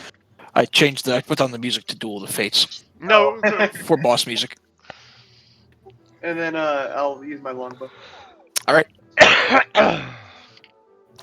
right. 20 is enough that it hits. However, as your arrow begins to kind of move into this creature, it looks like that the regular arrow that sticks into this creature from this other plane has minimal effect. Perfect.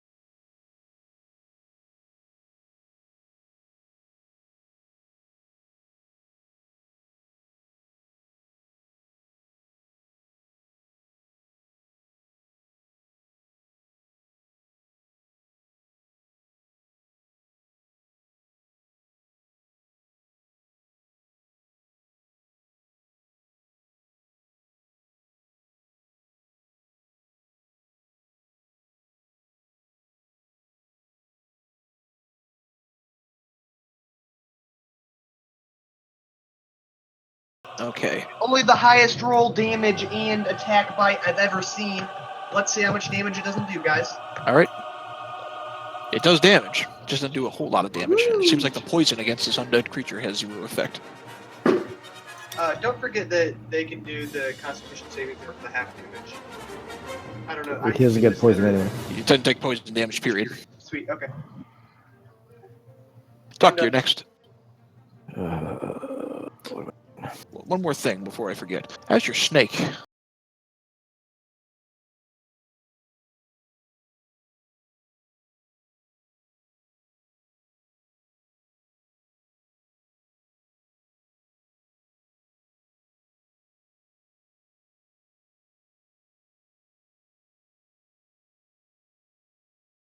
him the second twice. you run up to him, he's going to use a reaction to reach at you with one of his claws. The claw hits. And you are no, it doesn't. grappled. Hang on. Go ahead. Where is it? Hang on. I'm looking for something here.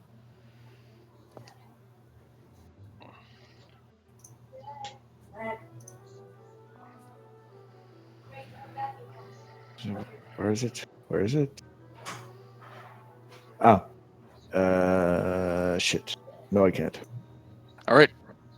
He strikes you with the first claw as a reaction and grapples you. And because that first attack hits, he's going to take his second claw. However, it doesn't manage to hit No. you that time.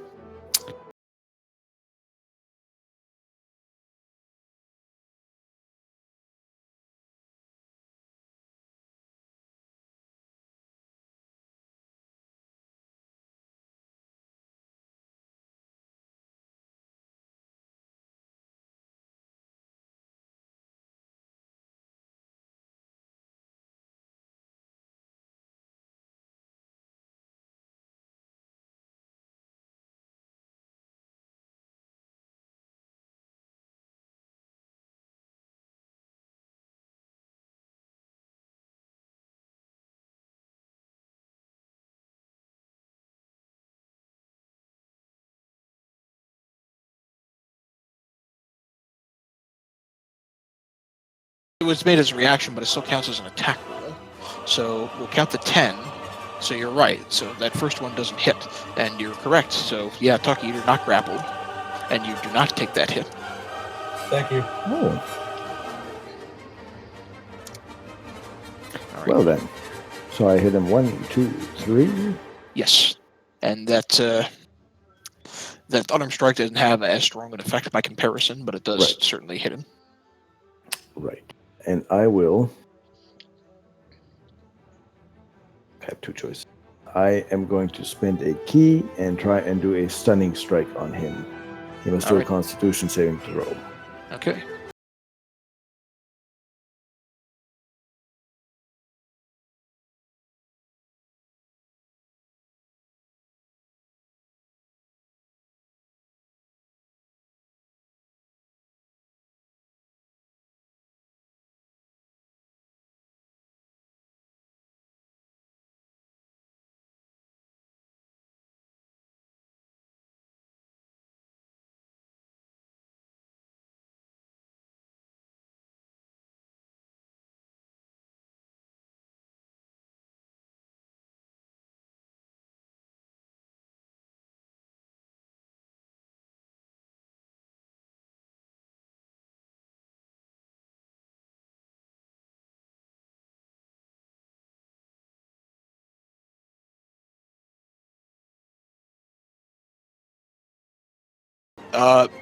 The beast you summoned come from the Fae, so they're counted as magical attacks.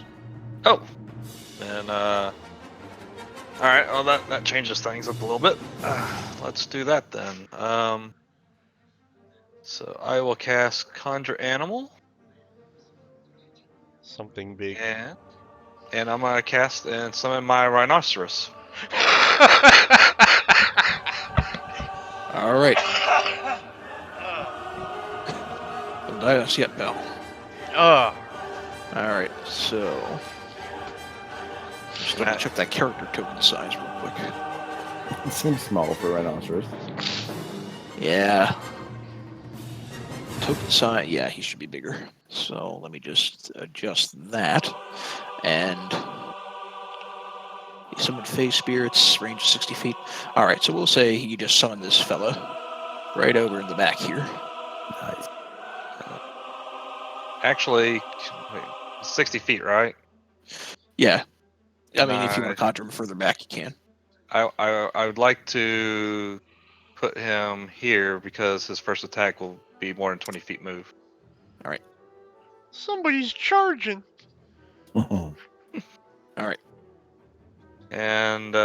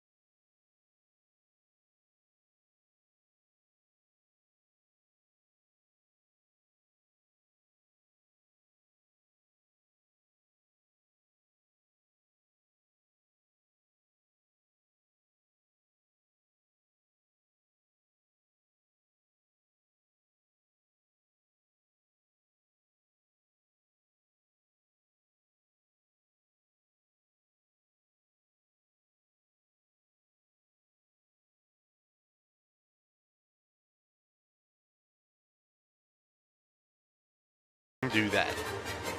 Okay. Do I make a strike with that staff or no?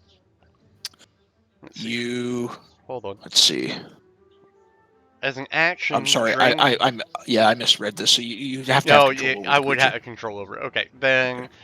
Now you can cast. You can use the staff and cast a cantrip and use the effect of the staff. Right, but that would make me roll a wisdom save, correct? If you spent the charge. Well, if he wasn't stunned, I would certainly do that to regain hit points. But in this case, I'm going to cast Magic Missile at level 2.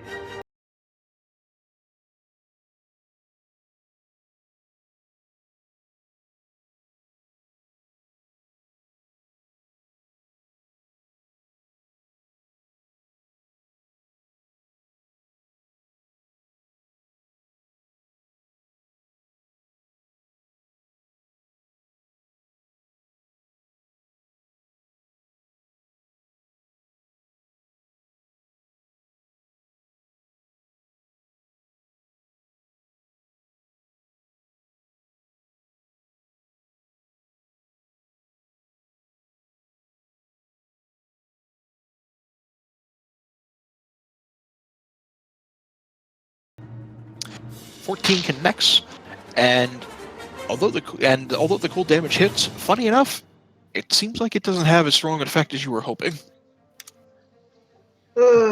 Classic. What he doesn't know is I want him to charge the thing with his swords, Oh, well, that would have been which nice happened to be know. magical. All right, the bite connects, and although the poison has no effect, the bite has some effect, but not strong. Cool. I'll think to myself how awesome it would be if I moved forward and then next turn hit with my swords. All right. Mr. Will. I'm going to. Will strums a chord on his lute, causing an area around the beastie to be engulfed in bright blue light. All right. 20-foot And cube. I can fit a 20-foot cube. Like if I cast it, say here. You'd be hitting walls, but you could hit it. Yeah. Oh yeah, absolutely. Without hitting Other any people. of my friends there. All right. So he is stunned. That's a dex saving throw. Because he's stunned, he automatically fails to throw. So he's illuminated in that energy. Sweet.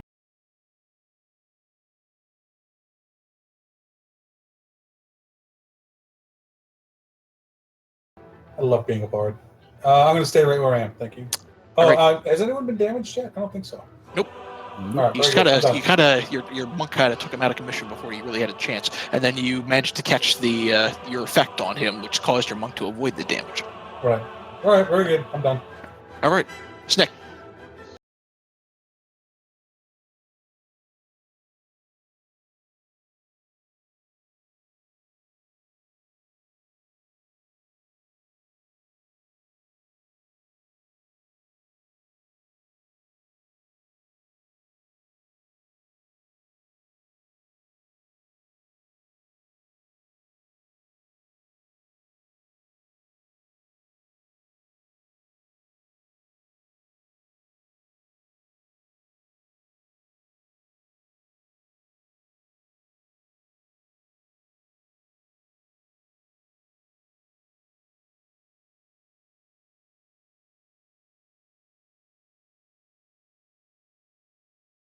I hit him once. All right. Connects. I'm gonna hit him twice. Hard. Also connects. I'm gonna He's hit him reeling. a third time. Connects. Not a strong an effect, but it certainly hits. And I'm gonna stunning strike him again, and since he's already stunned,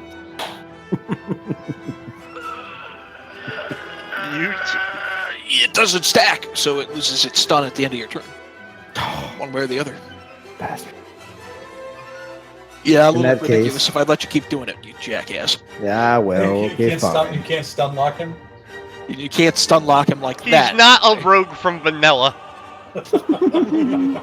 So in All that right. case, I am going to run the fuck away. Give me a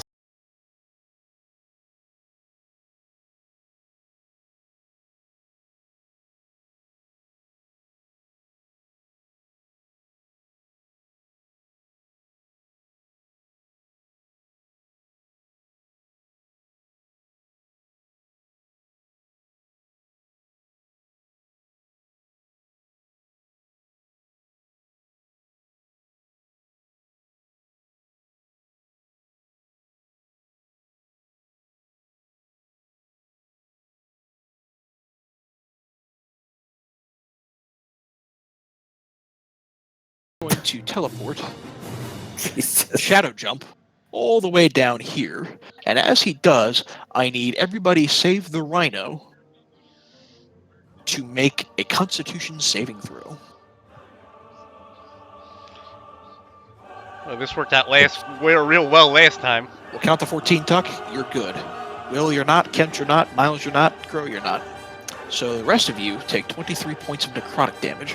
Ow! Snake is not. Snake's down. I used a die of bardic inspiration, but it didn't help. No, it did not. So I take how much? 23 necrotic. Oh my goodness. All right.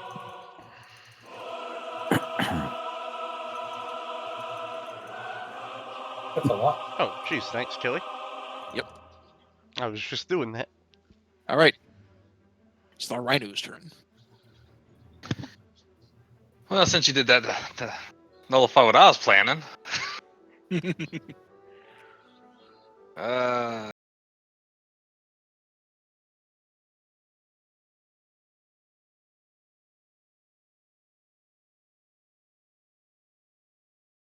You make some sort of save to hold Oh, my concentration on the fairy fire. Hey, you know what, Will?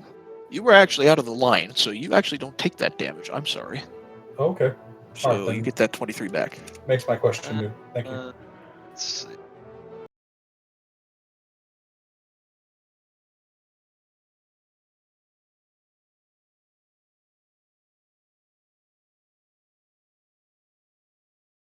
I'm not gonna be able to get past Connors with him being this big. No, I know. Alright, so. All right. Tegan, you follow. Alright, so the first thing I'm going to do is.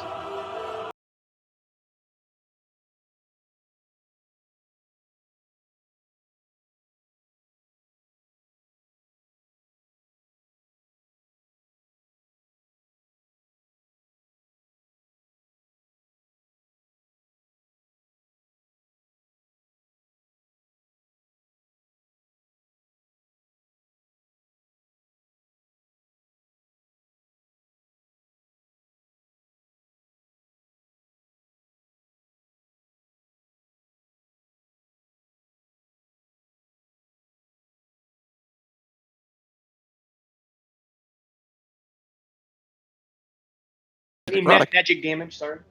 Necrotic damage is magic, so yeah, if you have resistance to necrotic damage. Ooh, I have advantage on saving throws. I'm going to rethrow. All right, go for it.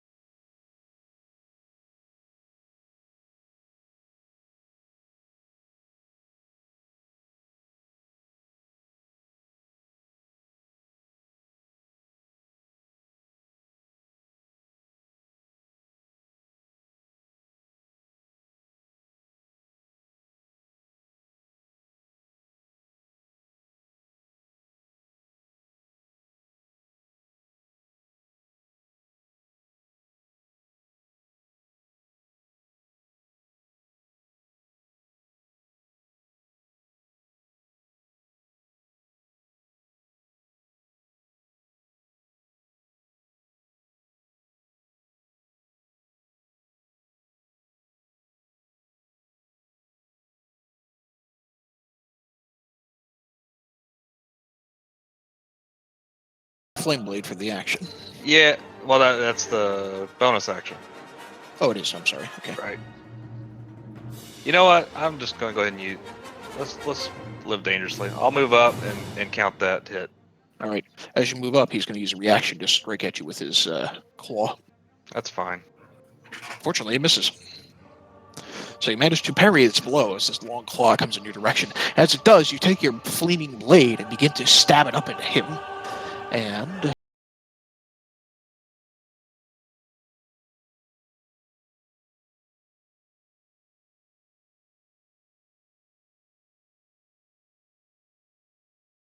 I would like to shove the flame blade right through his skull and hoist it up like I have impaled it and claim victory. all right. As you slice the flame blade, you watch as the roaring fire, boosted with Will still playing through the fire and the flames, or whatever it was I had. We didn't start the fire. Start the fire. That's it.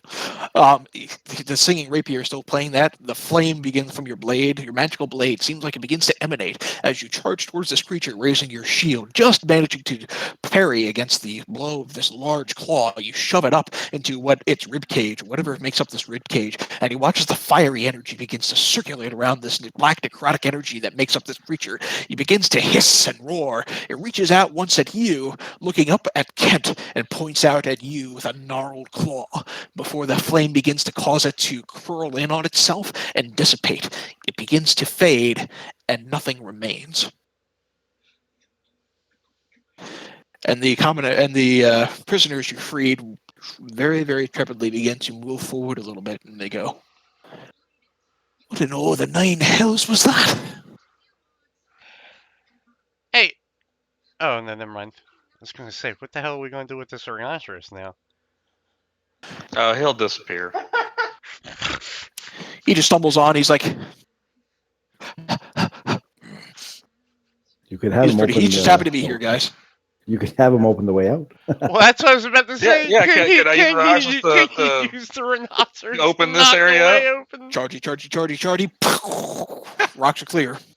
Alright, I've at least made a use out of him. Dr. Connors, your snake is unconscious. Oh shit! Yeah, he is. I'm gonna go heal him. All right. Apparently, linking cure wounds is against the rules. Here, it did that when I copied the character sheet over for some reason.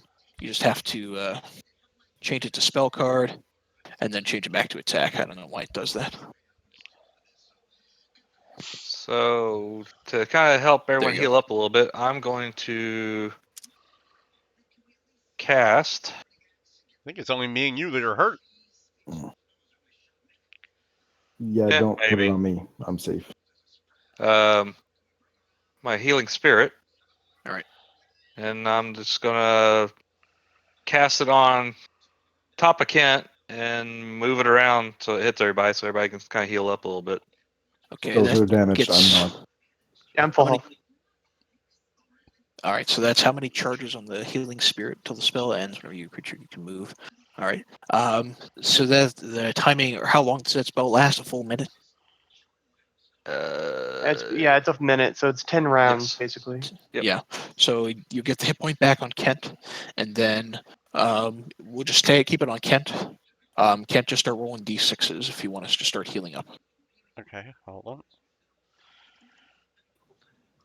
Well, if Kent rolled the d6s beyond that, since he's healing. All right. So it's down to 8 charges left. You just keep rolling d6s to keep healing up. Well, he can move it through people as his bonus action, so basically it's like a conga line, so everyone gets the rules, I Yep. guess. So it has 7 charges left if you want to move it on top of other folks. Right now it's Kent, you, and the snake that really took hits. I'll let Kent continue to roll until he feels he's got enough hit points. All on right. it. It's got 7 charges so far. 6 charges I'll left. do one more. All right. 5 charges left. That's it for me. Okay. And then who else was hurt besides me? Just the snake. All right, let's move it over to the snake. How hurt are you? I don't want to take away from your health as well. I'm going to use a cure wounds on myself. So Okay, cool. I mean, I'm pretty hurt, but just get the snake healed up a little bit.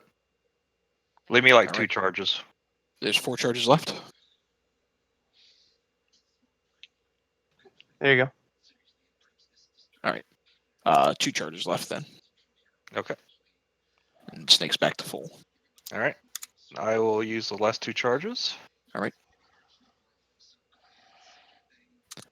All right. Then All right. Healing spirit's been spent. Okay. And You we'll took say care of my your- hit points right there? Yeah, you did. Yes, I did. Alright, then I am going to go ahead and cast Cure Wounds on myself. All right. All right. Someone should search the thing. It There's nothing disappeared. to It search. says Disappeared. All right. So. Alright, see so the I'm people healed up to the enough. exit? All right. See the people to the exit, and then continue our exploration. All right. I've already moved myself over here. Okay. I wanna look around. Just for a refresher, I'll add for your reminder that the dwarf who was part of the expedition, Lundy, told you that whatever prisoners were left were taken by pirates south of the river. That so far has been the only real additional new information you've gotten. Oh, you're already over there. Oops, sorry. All right. I'll save you a little bit of time here. There's really nothing else over here. Okay. Door. Door. Door's You want to do a locked. sneaking peek, or it's locked? Oh, but we have. what about those keys? We got a bunch of keys.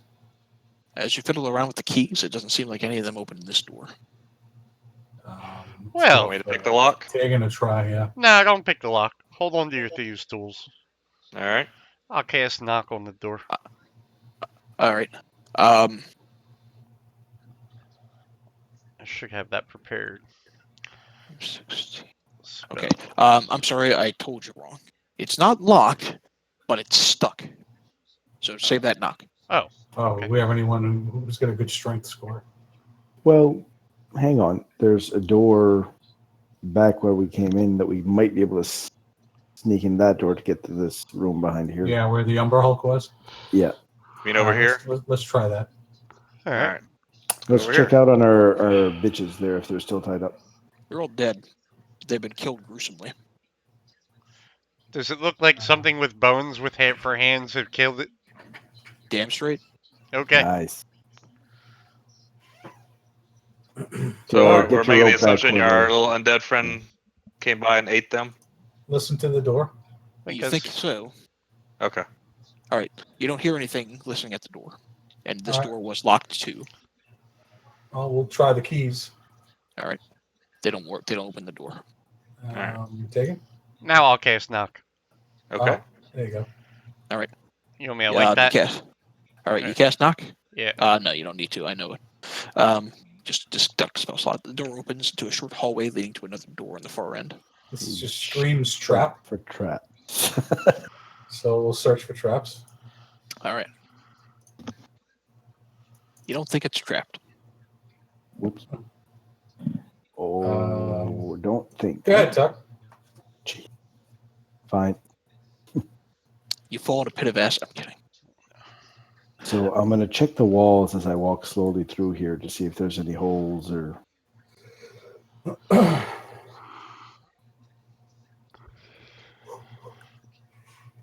And before Alright. I get to the next door, I want to do a perception check to see if there's traps ahead of me.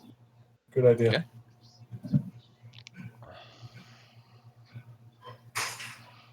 Yeah, will also check like that 10 feet in front of the door.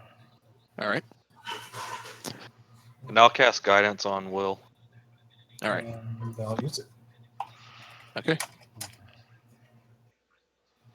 You feeling around the hallway here, making absolutely certain that there's no secret plates. You haven't found anything. All right. Listen to that door. You don't hear anything. You step on the plate. No. And we'll open it. It's stuck. Oh, Jesus Oh. Christ. Jesus Christ. Okay. It's me or Kurt to kick this bastard door down. Well, I have another probably- idea. Oh, Well, you try your ideas first. If it fails, I'll try mine. Because I I can will- shape What's up, shift. baby? does it open in or out? If you think it opens in, Going to bed? I will try and slam into the door to push it open. all right, make a strength check. I might cast guidance on him. All right. Oh, Go ahead and Never roll that d4 if you wish. Yeah, I wouldn't bother. You slam against the old bronze-plated door, and it's stuck hard. You hear a soft gonging noise as your monk charges into the thing, and you just hear this gong reverberate throughout the tunnels here.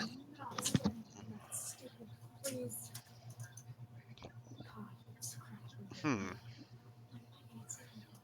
I bring up the console, type TCL, and move beyond.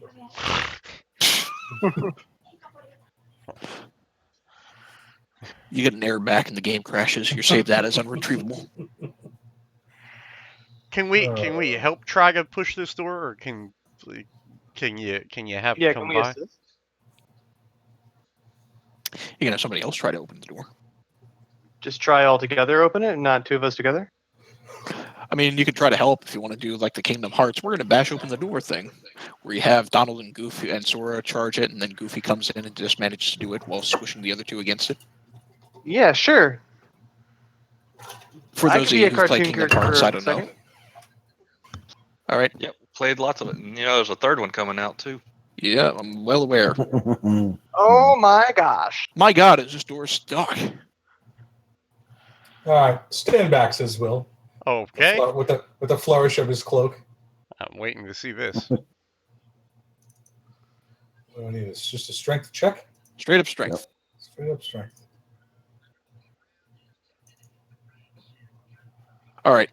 You watch as the rest of you are kind of just wailing against this thing unsuccessfully. Your bard just kind of pushes against it, and with a surprising degree of somewhat minimal effort, you do manage to finally open this stuck bronze door. I loosened it. Yes, the rest of your party arguing that they loosened it in the process. But as you open the door, you peer into what appears to be some sort of crypt. It smells like a crypt, certainly. You can see niches along the wall that hold all sorts of old skeletons, dozens of them. Some of them have scraps of burial cloth still clinging to their clothes. Oh, this bears investigation.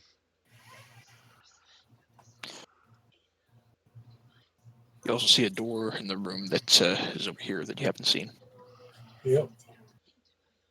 I will step inside. Yeah, Let's so do it. Do it. As we fall in the pit of spikes. any writing on these caskets? As you inspect the area,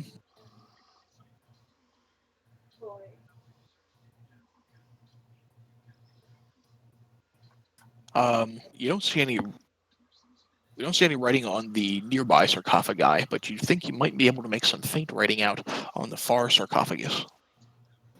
Oh, we'll have to check that out. Is this? But before we head over, I want to come over to this door real fast. And can I see why the door was stuck? Is it due to like old rusty hinges? Is there something that caused this door to be stuck? Make an investigation check.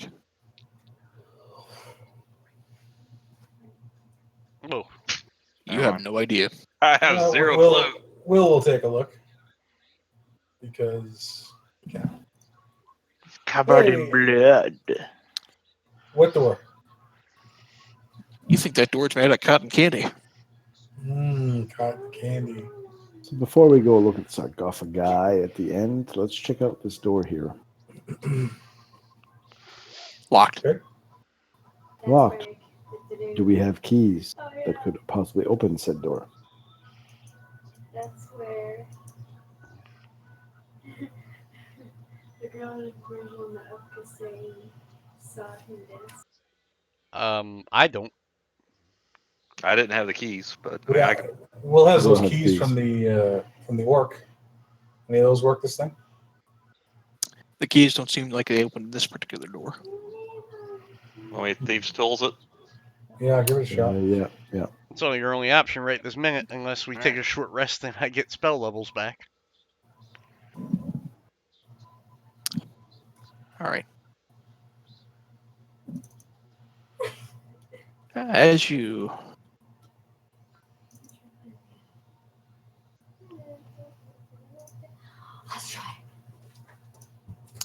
You attempt to pick the lock, and as you do, your lockpick actually comes against some sort of arcane defense. You think the door might be locked with an arcane lock. Oh. And And I might remind you all that the only other doors you have encountered in this place that had an arcane barrier to it were the ones guarding Renwick's chamber. I do recall that. He didn't want us off going down here, did he? well, hold on though. You never asked, Wasn't and you there a never tried. stairwell? There was a stairwell in his chamber, right? That we haven't Correct. come across yet. Oh, well, then that's This is probably the stairwell back up to his room. very likely. And this is likely his new sleeping arrangements. All right, let's check out the sarcophagus. Kent, you would know that liches don't sleep, period. Right. Checking out the sarcophagi, go ahead and make an investigation check.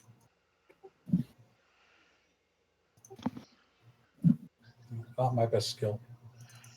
All right, But it's not a big one for me. go for it. But apparently Alright. it is right now when I roll a fucking 3. I'll cast So- guidance on him. Add a d4 to that, 11 then. D4. All right. Kent, inspecting the sarcophagi itself is made out of a old but well-carved stone. It is carved in the image of a noble human knight with a long white beard. That's what you see. And the inscription, you do see an inscription carved along the front. It's an old dialect of Common, but it reads, "Here lies Samular Caradune, defender of the North." Wait, what now? Here lies Samular Caradune, defender of the North. And upon sharing that information, you would know that the Lich had asked you to acquire Samular's body from Summit Hall. Well, my better question is why is Samuel's body not in his grave to begin with? Or is it? Dun dun dun! Well, I'm not pissing off the Lich, so I'm not opening this sarcophagus. But let's... Yeah, but we should mention it to him though before we leave. No, we shouldn't Yeah. mention... No, I'm gonna say, look, you're sending us to the fort to look for his body. Who's buried in this place? My thought would be let's go to the fort and find out more information there before we confront Renwick again about... Well, I'm not saying we have to get in his face and get angry. I'm just saying, hey, while we were downstairs, we found this. Is there something you might want to tell us? Okay.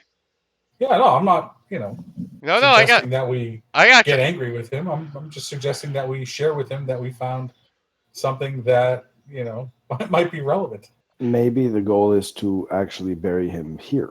Yeah. I get it. In which case, this thing would be empty.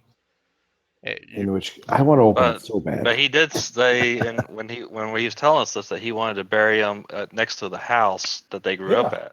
Exactly. So not here. Yeah, so let's try to open this real quick, I say.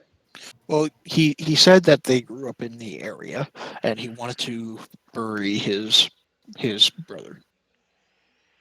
Does the carving of this guy's name on the sarcophagus look recent?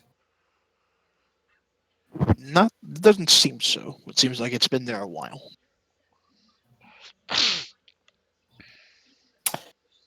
Let's slide it open slow, like partially, so we can look inside. I wouldn't want to push the whole top off.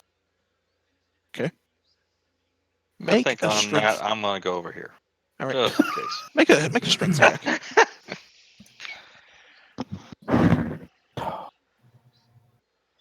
Ha! All right. As you shift the sarcophagi lid over just a smidge, you do see what appears to be the body of a human knight inside. However, before you really get a chance to react, emulating from some of the nearby bodies rise 4 undead zombies. Of course. I'm sorry, more than 4. Whoops. This would be a good time for an enchanted whistle, am I right?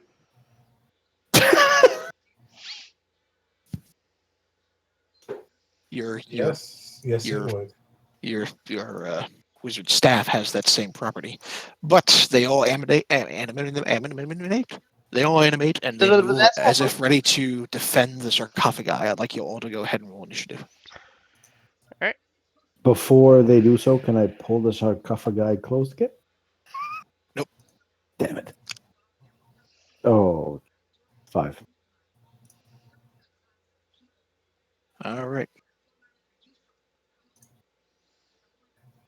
Some big rolls here. 2, 3, I 4, suck at 5, initiative lately. 6. All right. Taking your first. All right, so. It's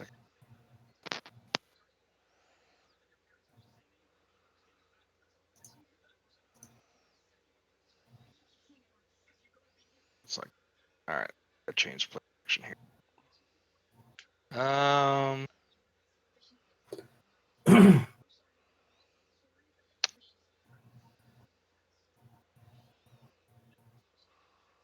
All right, well, let's do conjure animal. All right. And instead of a rhinoceros, this time you summon 2 tigers.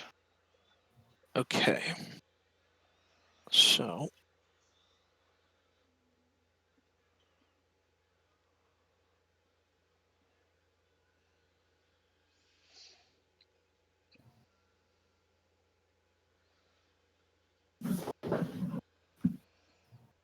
And just go ahead and place those character tokens wherever you want then. All right.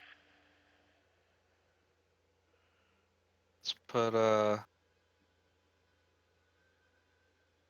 you know what, let's just go after this guy right here first. If you're 60 feet, you could, if it's a range of that, you could get him this far from you. So Is that what the summon was? Yeah. Kelly, throw me in there with a 5 too, by the way. I didn't click myself again. Oh, come on, man. Jeez. You know what? No, I still want to go to these 2 right here so I can attack with them.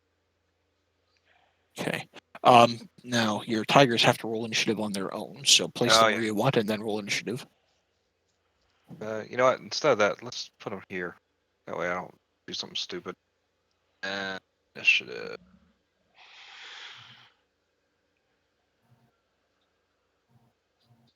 Guess that's the way you want it done. Typically you roll 1 initiative for the both of them, so Oh, okay. they counted All as right, kind that's of minions under the older sort of pretense. Okay. All right. So, all right. So you got your initiative. You summoned your 2 creatures. You make any additional movement? And I am going to move here. All right. The zombies will go next. Shambling, especially towards those near the coffin.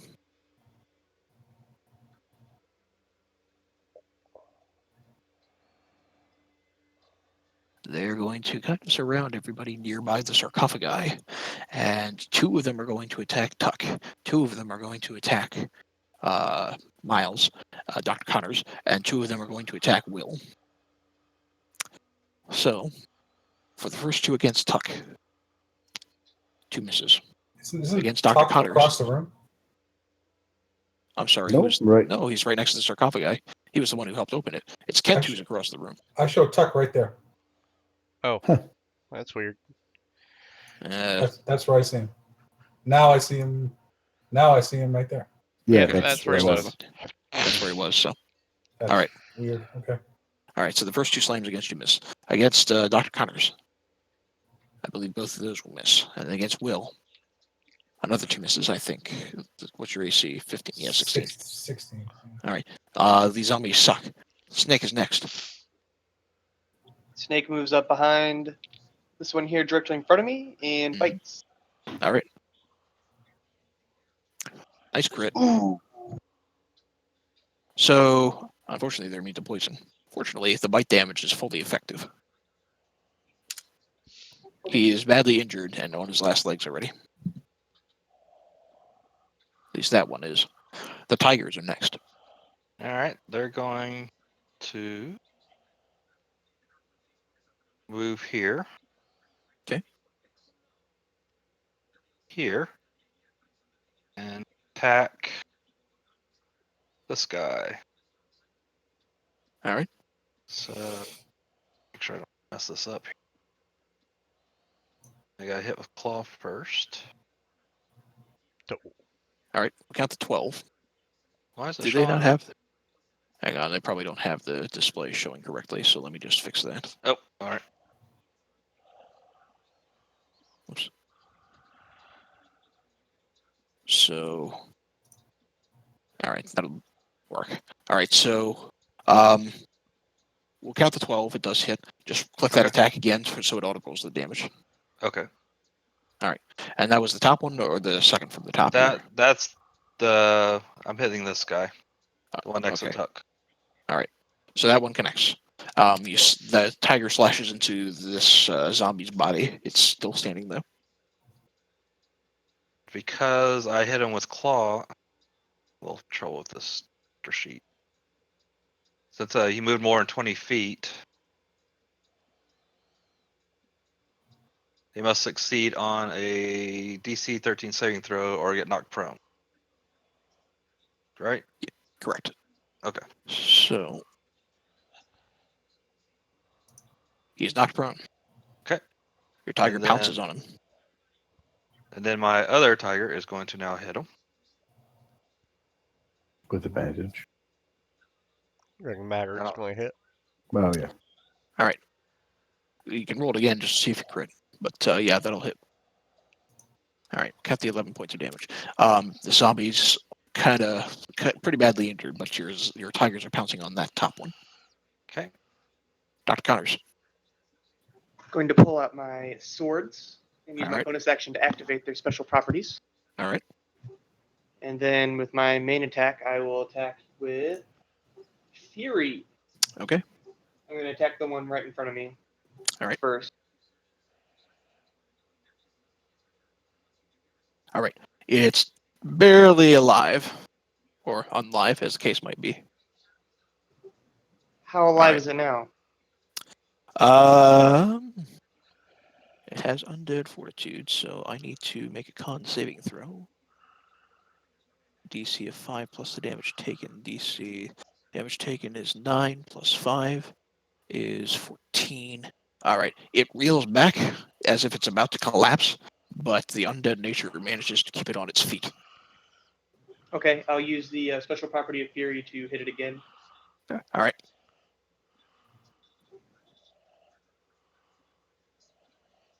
All right. Still on his feet, unfortunately. Okay, and that's my turn. I think you could still use fire as an offhanded attack because Fury is. I used my bonus action to activate them. Oh, I see. That's right. Okay. All right. Will, you're next. Will draw his rapier, Mhm. playing Thunderstruck, All right. and I will attack this one. Okay. In the corner.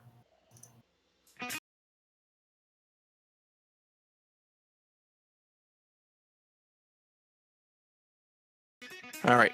12 connects. And I gotta double check what Thunderstruck does because I don't remember. Attacks linked to other close by enemies. For the full effect? It doesn't say. I'm going to read what you told me. So attack change nearby enemies within 5 feet for half damage. It's half damage. Oh, for half damage. There you go. Yeah, that's right. That's Okay. what I had. All right. So you're attacking which one again? Ping it. The one in the corner. Hold on, this one here. That one here? Yeah. All right. All right. So you pierce into that one, and the electrical energy chains off and manages to injure the other two next to you. It looks like all but the topmost zombie have been injured in some fashion.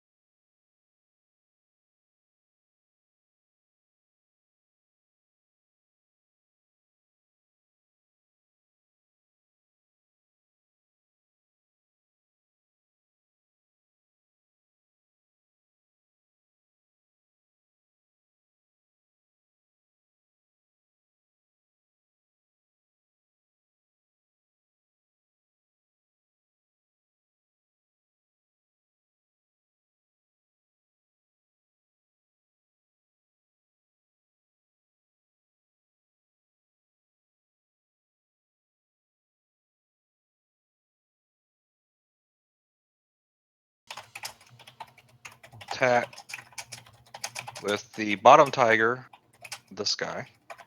Okay. With bite. Miss. Miss horribly. And I'll go ahead and take the top tiger and attack him again too. Bite. All right. That one connects. And he's still on his feet. The undead fortitude that makes up this creature is enough that he stays on his feet. I have any hit points left. Okay. All right. Yep, that's all I'm doing with the tigers for now. Dr. Connors. I'm going to attack the one my snake just attacked. All right.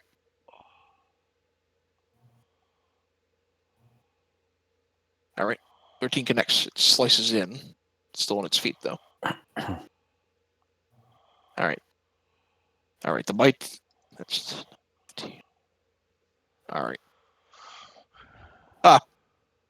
9 and 15 is 24. It still fails the save either way. All right. So that zombie goes down, even on a crit. If only because he faced another crit. That next attack, I'm going to step into its body and attack this this lower one here. All right. I didn't realize that it went down before I rolled. That's fine. All right. The lower one is on its very last legs. And then I'll use my bonus action to attack with my offhand. All right. And that's it. The 17 is the offhand? Yeah, the 17. Oh, that's supposed to have fire damage. Yes, the 17 should be the offhand with All right. 1d6 fire damage. Okay. So 5, 9, 5 is 14, 14. All right. It manages to reel back a little bit, but it looks like even despite the fiery angle that's hitting it, it's staying on its feet. Okay. All right. Will, you're next. What's the green dot for? I control that one. Oh. I will attack the one that Kurt just attacked. This one here. All right. Bang. Okay. And then the one next to it takes half damage. I don't know. Yep. So, yeah. So the one that you attacked, the one that you actually pierced, goes straight down, and that zombie's gone. The damage will chain then onto the one that is under Kemp's immediate control, and he'll take 5 points of damage. And yeah, that'll happen. All right. Assuming that you're not making any additional movement, it'll be Tuck next. If he's got him under control, can I move and not subject myself to an opportunity attack? No, I attack you. No, of course you can move. All right. Then I will move here. All right. Tuck, you got these two stubborn zombies still on your tail. I'm going to hit the one up top first. All right. Okay.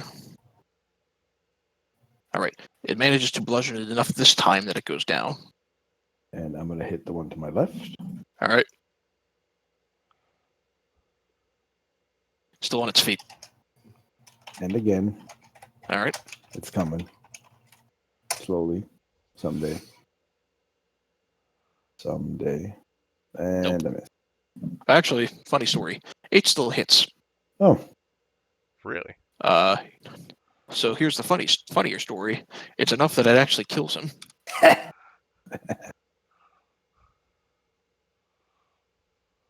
All right. So you have one zombie remaining underneath Kent's control. Yeah, I'm going to suck all the hit points out of that and add them to mine. All right. You'll gain 11 hit points back as you suck it dry. All right. And it collapses to the floor. And as soon as you finish doing that, opening the door with a hand raised, ready to cast a spell, is a familiar-looking Lich. Hmm. And he has an immediate spell of some power prepared, and he looks around, he says, "What are all you doing down here?" Will step forward and say, "Boy, are we glad you're here. We had just found this room, and we're reading the inscriptions on the sarcophagus. These zombies came to life and attacked us. And we destroyed several of them in the process of defending ourselves. He says, they were set up by me to guard the sarcophagi. And in that case, I owe you an apology. Why did you open it? Well, we were curious. It bears the name of your brother, who we thought, based on our conversations, was buried under the tomb under the fort. And it made sense to check to see if maybe he was here all along. And that would have been a good thing, because then his body is here and mission accomplished, right? We had to check. He says, it is logical, and he begins to lower the spell, and he says, and he takes he sighs and says, it is where my brother is to be buried. Inside that, now that you mention it, is someone who might be of some interest to you. And he moves over and lowers the sarcophagi lid. As you peer inside the lid itself, you do see the body of a human knight. However, on the breastplate of this knight, you see the symbol of Tyr, and which fits with that order, right? And Tegan, you recognize the body not as one of the Knights of Samular per se, or at least he was associated with the Knights of Samular. However, this was the body that the delegation of Mirabar was going to attempt to deliver to Summit Hall, and before they got ambushed on the road. It seems like the Lich managed to recover the body and has placed him inside the sarcophagus for the time being. This may be useful in our mission for you, will say. Let us complete the mission of the caravan and deliver this body to the order. We will ask them in exchange for the body of your brother. And Tegan, you would know the name of the knight that sits before you is Gnarl Elrock, or Sir Elrock if you prefer. And he was killed. Yeah, Sir Elrock, and he was killed by orcs.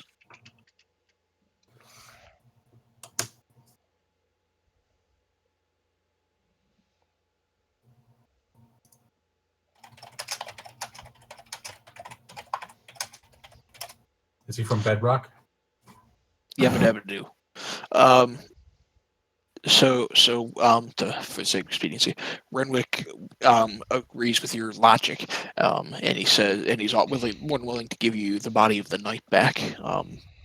But at the moment, you really don't have a means of easy transportation for it. He is willing to provide you one of the spare sarcophagi he has, emptying the body out of it for the time being, not seeming really to care who's buried in there for the time being. So he empties out one of the old skeletons, and you are able to kind of carry out the body, placing it in one of the stone sarcophagi, but you would need to have at least 4 of you carrying it out. Well, luckily, don't we have like 7 or 8 prisoners outside that could help? That was their mission after all. They could help. It was one of the delegates' mission. One of the delegate that was trapped in the pens. It was one of his missions. The rest of them didn't have anything to do with the delegation. They were captured along the road, and they're long gone by now.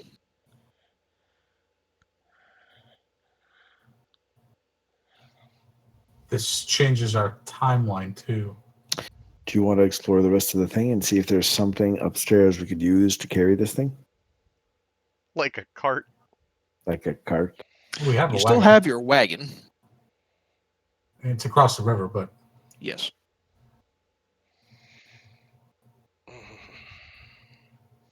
I don't think there's much left to explore here. Well, there Down is to the bottom level. There is we still have another that locked gate on the other side still. Oh right.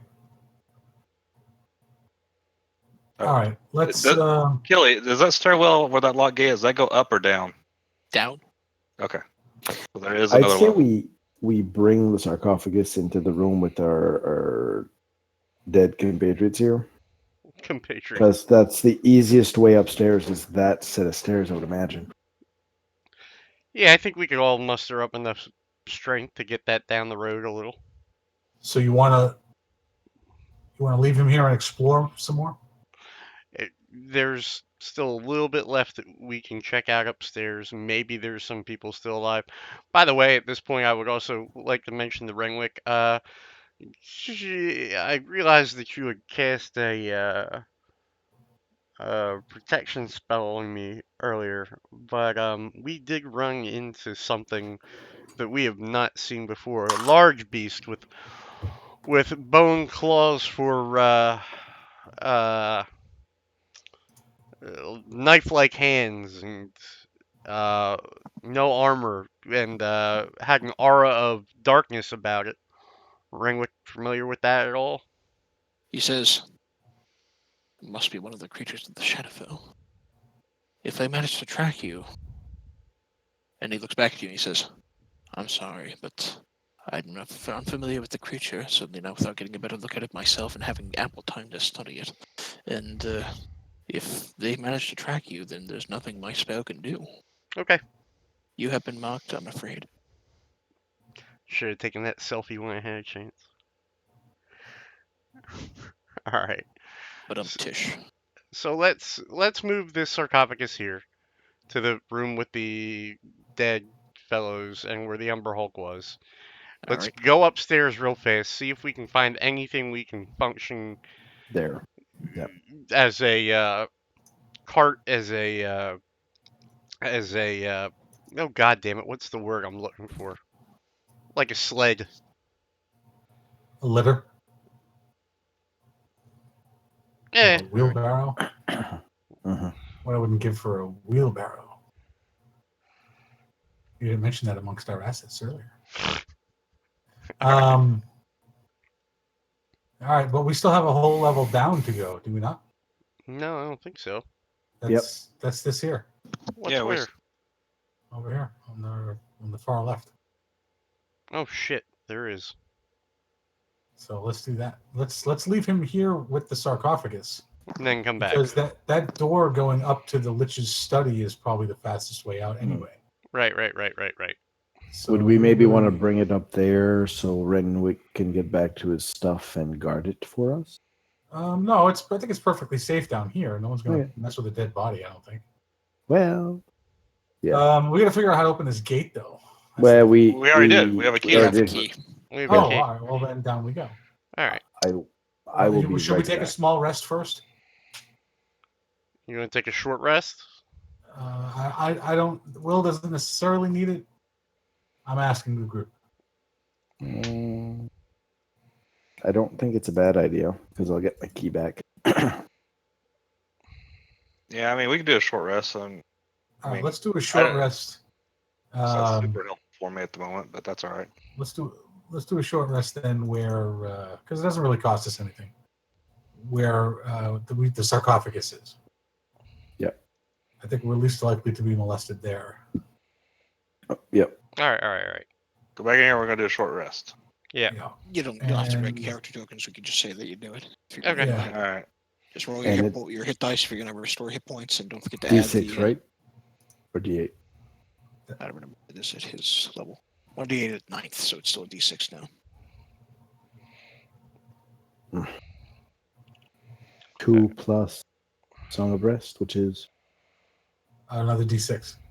Another D6. And I should be able to get back. What the hell am I getting back? You learn the game. Once per day you finish a short rest. You can choose expended spell slots to recover. The spell slots have a combined level that is equal to or less than half your wizard level. So I could get 3. The Song of Rest only counts once, right? Yes. Yeah. Yeah, okay. I will be right back. You were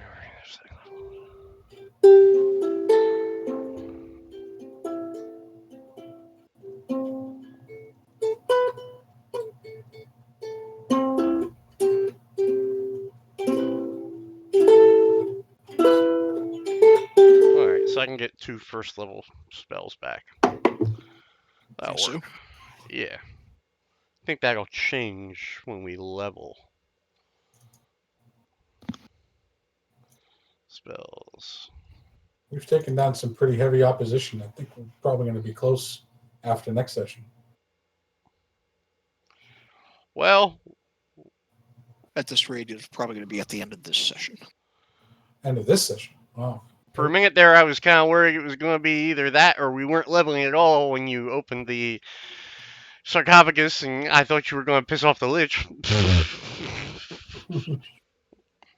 For the record, that creature that you just fought, that shadow creature, had a challenge rating at 12 and was worth 8,400 experience. Holy It was supposed to be super deadly. That bone claw Well, thing? It wasn't undeadly. That movement-based attack is nasty. Yeah, that thing was ridiculous. Challenge level of 12. Holy cow. Let's start looking at what I get at level 6. Next time. Listen, it's 11 o'clock. Do we want to break before we head down? Let's see the next level first. So let me save you some time for the sake of expediency. If you're going to wander down, this curves around a number of steps, and eventually it leads down to a door that has what looks to be room for the stone slabs that you have. And you think this might be another entrance into the ruins of Belsamir, the dwarven ruins underneath the entire valley. Oh, really? Which we can't get into until we have all 4 key pieces. Correct. Okay. Then You let's also, go. you also recall that Dr. Tumez, Dr. Connor's associate, mentioned he knew of another entrance in near the Sighing Spire and recommended that you stop by there first, but of course that it was up to you. How big is that fucking dungeon? How big is the Belsamir dungeon? Pretty fucking big. Yeah. It's gotta be huge. I mean, we're half a valley away underneath a fucking river. I mean, Jesus. And now I understand why they make you pay for things on Roll20. I'm back. All right, so the grand dungeon alone is going to bring you somewhere between 7 to 8 levels. Jesus That's Christ. awesome. Can't wait. I'm so excited. That's insane. All right, so since we kind of know where that goes, do we want to go back upstairs and clear out before we try to bring that sarcophagus up? See if we can find something that will be useful. Hey, wait a minute. Wait. Hold on. Don't you have... Do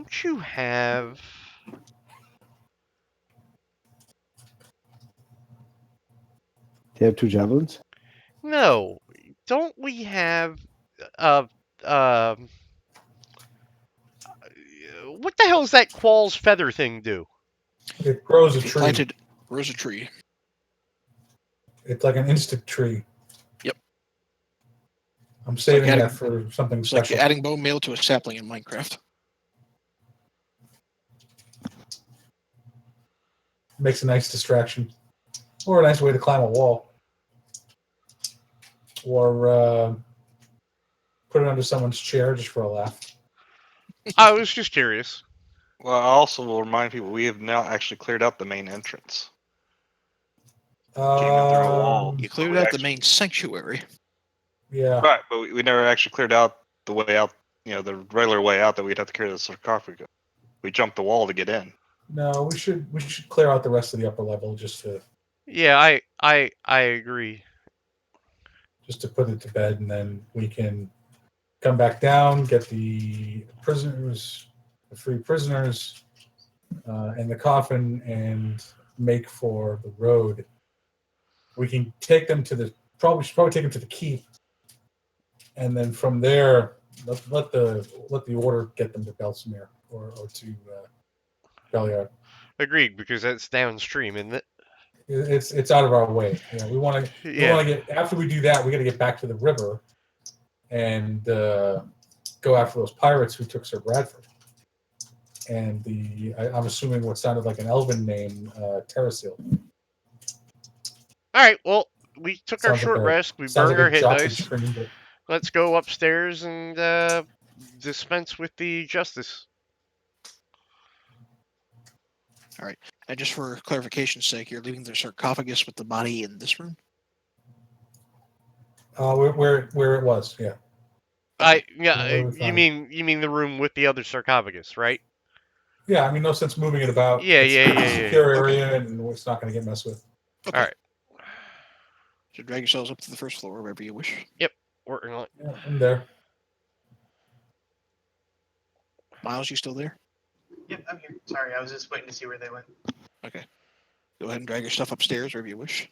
Unless you want to just hang out downstairs by yourself. And then we'll listen and then sneak a peek at the door. Okay. Listening, you don't hear anything.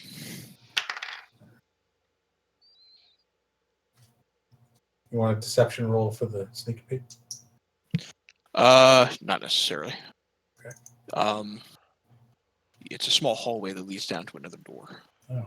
Check the floor for traps. Perception. Uh, It doesn't appear to be trapped. all right. Same thing. Listen at the door. All right. You want a perception? Yeah, go ahead. All right. You actually don't hear anything. All right. Sneak a peek. This door opens into the room. So if you move in, you move in. All right. We'll open it. All right. Peering into this room, this looks like it's some kind of common room. However, for the time being, it's empty. You can see 4 old wooden tables that have bench seats that are in this room. Shelves on the edge are full of plain clay, crocks and wooden platters. On the west side, you can see there are 2 windows that peer out into the canyon beyond. And also within this room are 2 additional doors, one leading to the south, one leading to the north. Let's start with the north, northwest. and I'll listen there, All right, you don't hear anything. and I'll open the door. All right. Within this room, it looks to be probably the kitchen. You can see smoldering, but not by any significant degree, are some hot coals in 2 big brick ovens that sit in the middle of this room. It actually smells a little bit like there's some bread that was recently baked in this room. You can see there are sacks of flour, some casks of salted fish, a couple of crates that have some dried vegetables, as well as a few wheels of cheese that clutter the walls, as well as a couple of well-worn work tables and a collection of mismatched cutlery. There's a doorway off to the west, as well as one that leads to what looks to be a servant's exit. You said recent bread. How can we determine how recently the bread was baked? Like, It smells like this morning. You guys take So- whatever food you want. well, no, I was saying that we only know of a lich being here, and he doesn't need to eat. So Well, that no, means we're still. It was all the No, other those are the people that we cultists. cultists. So But if they made it this morning, we've been downstairs for longer than that. The short rest and everything. They may have bailed. Yeah, well, Let's try I'm this just door here saying, quick. use caution because it sounds like they're still. yeah. There's a side door. I'll just wait here. All right. Yeah, let's. look, just be glad the tables didn't animate and come after you, okay? Because we've already been there Am I once. right? I'm gonna You open listen into to an the door. you open into an armory. A bunch of animated swords fly at you. Opening this door, it looks like just some kind of washroom. You can see there are 3 large wooden tubs. They're full of dirty water. Just look inside, see if there's anything in the tubs. Dirty water. No, but I Yes. mean, can I see the bottom? Not you can't see the bottom. You'd have to reach your hand in there to kind of feel around. Yeah, All that's right, bleh. I'll do so. Okay. Ugh. Your hand is full of dirty water, but go ahead and make a perception check.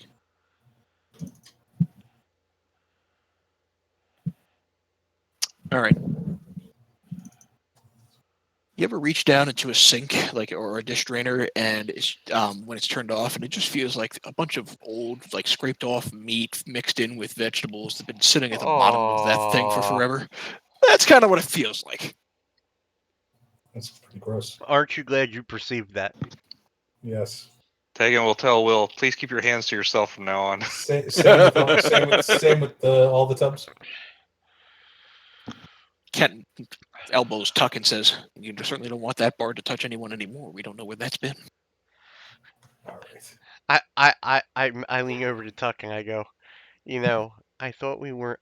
I was here looking for clues, but it appears someone's searching for treasure. I nod. Real quickly, Oh yeah, you purists. I just want to listen. Do we hear anything outside of the store? Not at the time being, no. And there are windows enough in this room that you can peer outside and you don't see anything other than the valley beyond.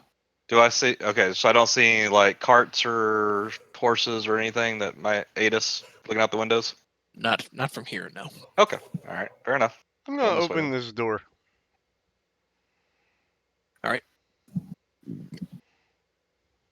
You peer out into a hallway with a number of doors. I'm gonna It walk. curves off again. I'm gonna walk down the hall and look to my left. All right. More doors. I'm gonna walk to this door. I'm gonna open this door. All right. Within this room, you see a few Duragar. A few familiar-looking Duragar. No way. No. Oh, what? And you see one of them stare back at you and go, "They'll be damned as long as the tunnel is long. Dr. Connors, is that you?" Where's that slimy Dr. Octavius? "He ran after the damned dragon, started screaming his head off."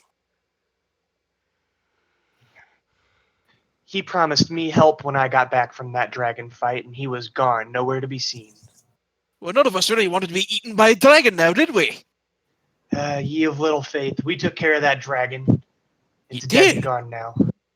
And they look at each other In a few days' very time, I'll be wearing surprised. its skin as my boots. They look at each other very surprised by this news, and they look back at you and they say, "Are you 100% certain this is true?" Yeah, we killed the dragon and looted this treasure. 100%. Have you any proof? Show me boots. Army? I still have the horn. Oh yeah, he's still carrying the horn of the dragon. I'd show them its immortal soul, but they can't look inside a staff. All I right, will showing the horn. All right, showing the horn, they kind of pass it. They take it from your hands. They pass it around, kind of gazing at it and marveling at it. And as they do, they look back and they say, "With the dragon gone, we may be able to reclaim the halls and continue our work." Have And they fun look back at storming you. the castle, boys. And they look back at you and they say, "We appreciate the news and we certainly appreciate the bravery. Before you go, laddie, we did manage to get a bit of work done before we left, and we did manage a little something." And he takes out a war pick. I'm sorry. No, I take that back. He takes out what looks to be a particularly powerful warhammer. And he says, "This is particularly crafted for a dwarf, and you may not be able to attune to it without giving it to a dwarven friend. But given the effort that you've given to us, we think it might be of some benefit to you, if for no other reason than to perhaps trade for something else for yourselves." Well, thank you. I appreciate that. As much as we appreciate that, what the hell are you guys doing here?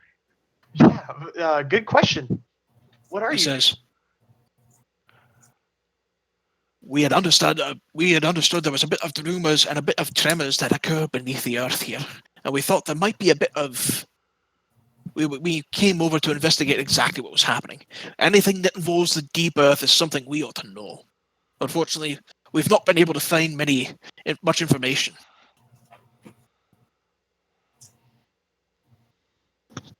Can I do an insight check on if that's true? If he's trying to deceive us with that. Go for it. Since I don't know these guys. I would like to do the same. Hard to read.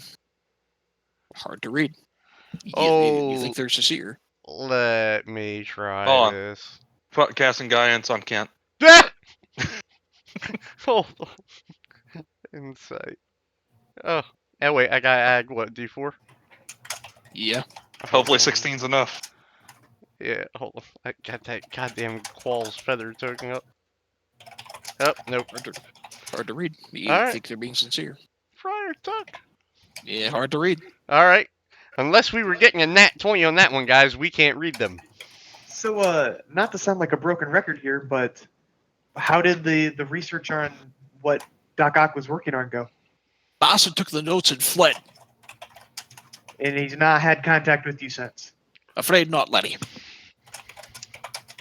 Can I ask them how did they get here? By cart or horse or?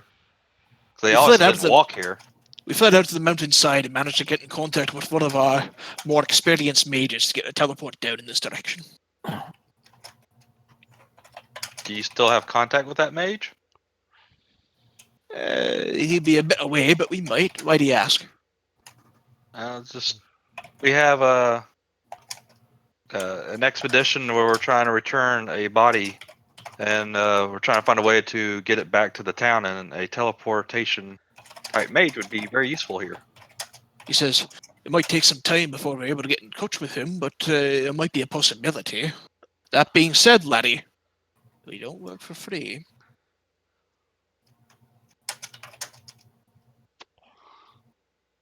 What would you require?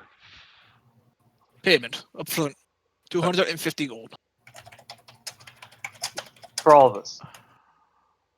for the body to transport it. Oh, We need supplies in order to open the portal, and the gold will cover the cost. All right. Here's what we do. We'll pony up the gold. We can split that between us, or I'll pay like straight out of my own pocket. I don't care. Split it out of this plunder. Let's check out these last few rooms. Let's have someone who's fast run down the hall, go get those guys that we sent to hide in the cave entrance. We'll get them back here. We'll get the teleport going, and bam, we'll get them right back to wherever we want to go, if that's possible. Sound good, group? Yeah, I'm down with that. Well, how much is it going to cost us for all of us to go through that portal then? Because it was just 250 flat for all of you. Oh, okay. Well, then I mean, I can Me and the snake will go. We'll go grab him. either that, or I can wild shape into a cat and go get him. Oh yeah, or a rat or a mouse or something. Yeah, go Yep. do that. Make sure you wild shape out of the cat or whatever before you run into them, and so they don't attack you. Well, I'm not gonna wild shape into a tiger. I'm just gonna a regular cat, house cat. All right. While you're going, we'll check out. We tell them that yeah, we'll do that, right? And One more thing okay. before you pay them. They did hand you a warhammer. Right. This is it. Yeah. Oh, nice. I Oh, put it around my belt, but that's a pretty nice hammer. we do have our dwarven friend too that we're going to go get. Who's that? What's his name? Rundy. Lundy. Yeah, Rundy. Yeah. Okay. So I don't know. I think that was Achilles' point there. Is that we have a dwarven friend that might be able to use a dwarven warhammer in exchange Yeah, for something let's do else. So We can But- trade it to him. Yeah. But let me, I guess I will go off and try to get them. Sorry, All right. speak.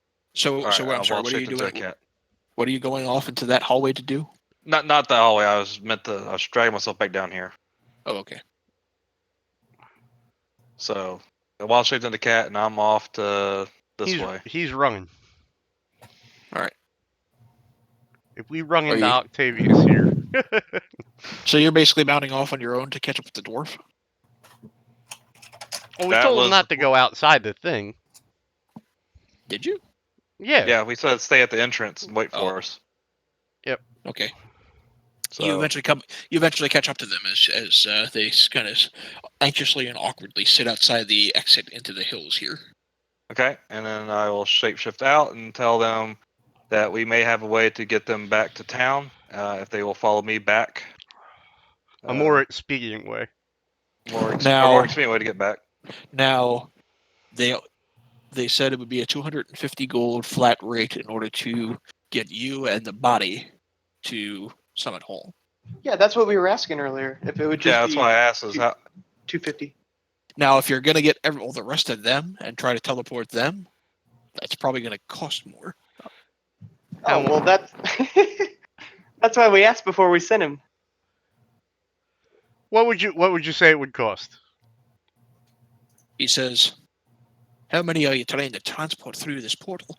I have no clue. How many were there? 17. 17. Well, two things we could do.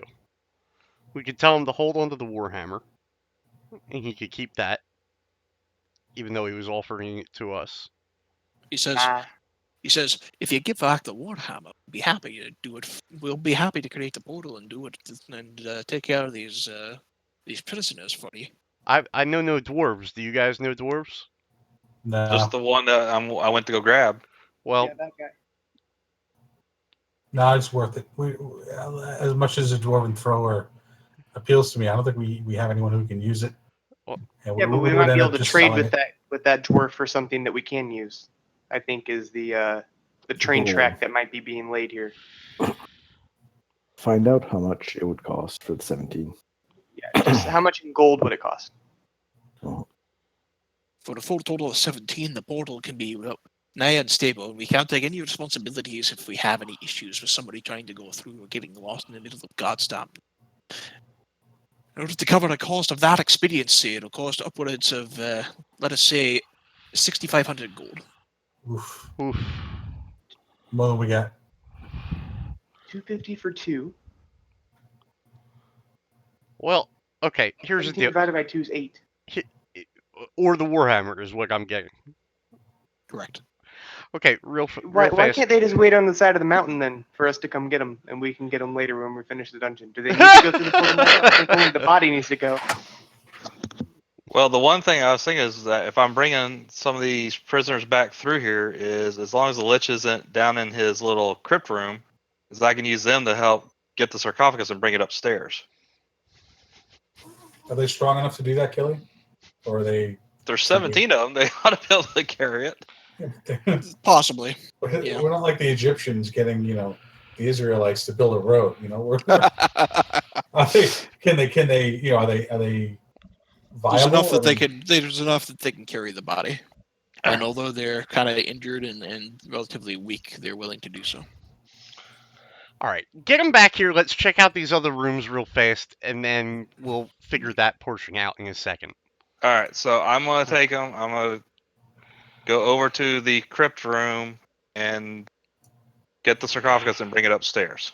That's what I'm doing, correct? All right. You would have the Commodores help you then if that's going to be the case. Yes. Yeah.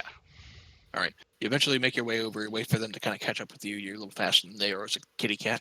But you eventually carry the sarcophagi upstairs, and we'll say that the Commodores, including the dwarf Blondie, as well as the sarcophagi, sit in this common room for the time being. Okay. Move myself back up here. Which common room are they in? Right above us. The dining room. Oh, okay. Basically. They're in the dining room. Okay. All right. Actually, let's feed. They can eat while they wait because they're all weak anyway. Sure, And there's lots of cheese. Yeah. They'll feast on bread, wine, and cheese. A hearty French breakfast. Okay. All right. Go ahead. All right. So now I'm back here and I'm out of cat form. All right. All right. I'm opening this door. Okay.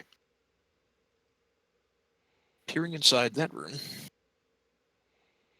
you see. It looks like a dormitory. Although the barracks themselves are pretty uncomfortable looking.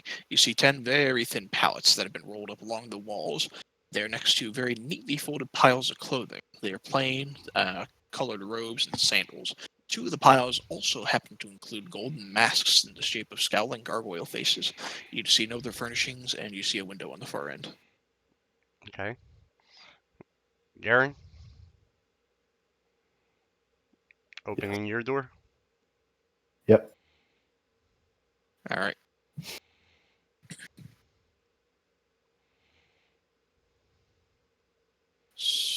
Where's my review token I just had? Oops. All right. So, this room, by comparison, is, for the sake of expediency, normally it's locked, but you fiddle through the keys, you eventually find the key that does unlock it. It happens to be the key that you got from Captain Dick. And in this room, it looks like it's a little more comfortably furnished. You see 8 simple-looking bunks that line the walls of this room. Each of them have, at the foot of the bed, a small trunk. There's also a small table and several wooden chairs in the middle of the room next to an iron stove. 5 of the bunks are completely bare, but they are comfortably made. Search that room.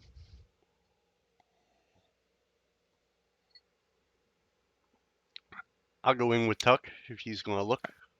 All right. Yep. Sorry. All right.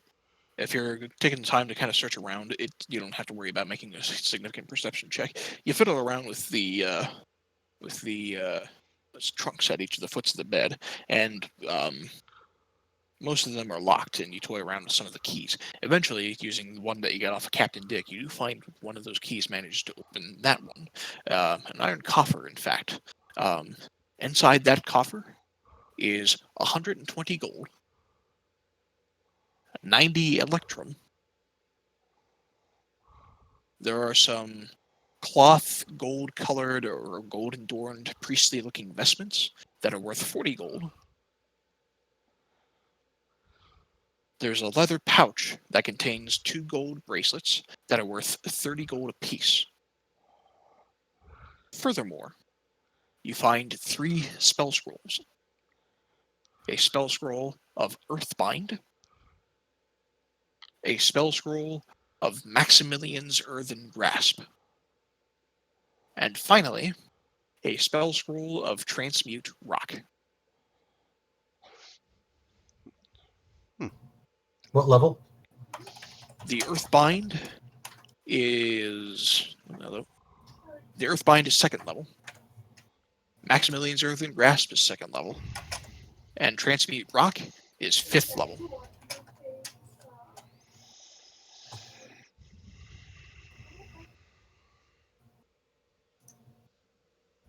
Pretty cool. Pretty cool. That's in the cultist barracks. Yep. So we find nothing else in here other than that stuff? It appears so. Okay. I'll walk over here. I'm going to open this door. Opening this door, you see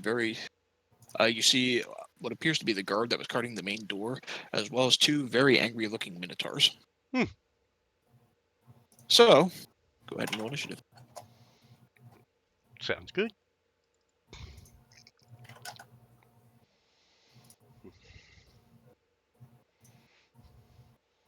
Wouldn't have expected minotaurs, fellas. I never expect the Minotaur in position. Good Christ, I need that fucking feat. Give me Doc Ock or give me death. Soon.tm. Alright. Everybody happen to roll initiative correctly this time? Yes. 2, 3, 4, 5. Alright. At the top of the order, Tuck.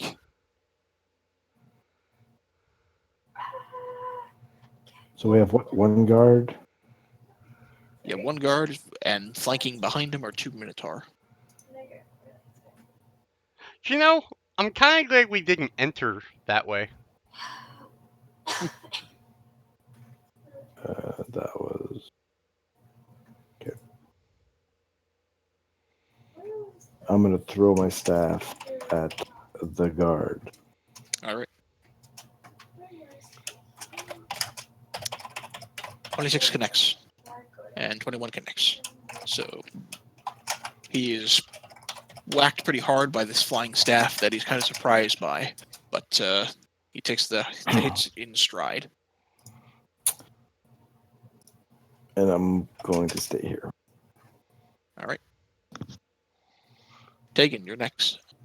Alright, can I still see... I can see him right through the door?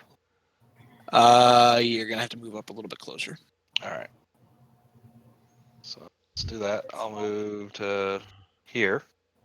Okay. Hope I can see him now. Yeah, sure. All right. And then I will cast Ice Knife on him. All right. Oh yeah. So he'll make his dex save, which he fails. All right.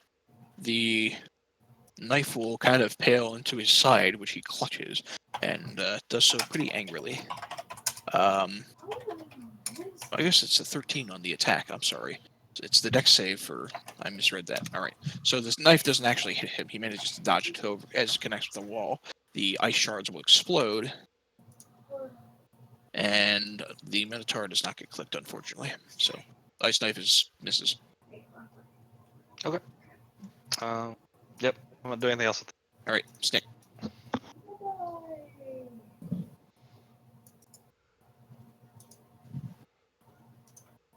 All right. 10 and 10. All right. Your snake bites hard into the monk, and he just goes down. Dr. Connors.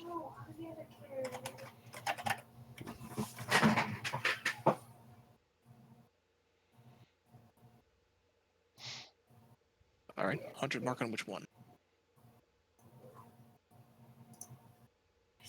All right. I'm guessing you're having problems with your mic.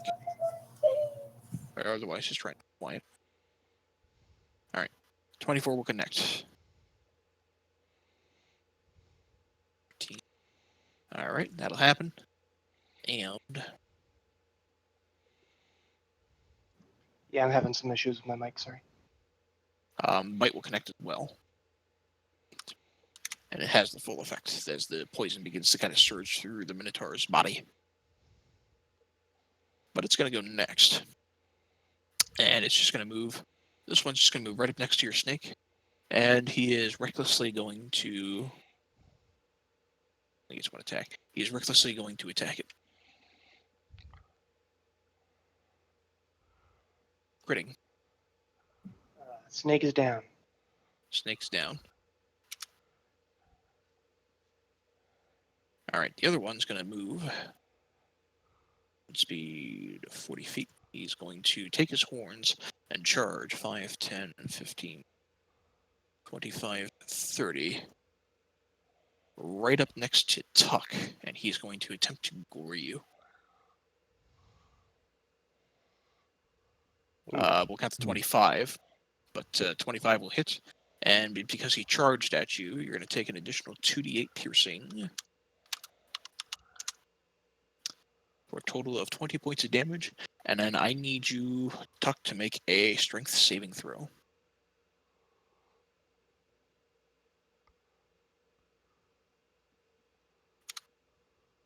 All right, you're knocked prone as this thing gores and impales you and thrashes you onto the ground. Will, you're next. And you're muted in Discord. Why does that look suspiciously like he's bending over for that thing to fuck him? Ba-dum-bum. Andrew, you there? Again, you're muted in Discord. Sorry, I'm here. I can see this Minotaur, correct? Absolutely. Absolutely. So we will absolutely. Let's see. Can't see into the room to cast an area of effect. They wearing metal armor? They're not wearing metal armor, but they are wielding metal axes. However, the metal part of the axe isn't the hilt. Yeah. No, we will. Yeah, don't heat that up so you can hit me with it. No. It's all good. All right, I will cast that. Oops. Oh. Gonna put his hands to his mouth and stage whisper an errant note. There you go. Get that Minotaur. Pant. I wanted to use this one myself, but I was going to say you should be like, moo, moo, moo, moo, moo. All right, wisdom save. Moo, moo, moo, moo. It succeeds. Takes half damage, though, for the right. 7. All right. It reels back. It kind of clutches its ears and it looks at you, frustrated and angry. Kent, you're next. Kent, you're next. Let's see what I got here real fast. Can't probably see past that Minotaur, can I? Kind of in the way.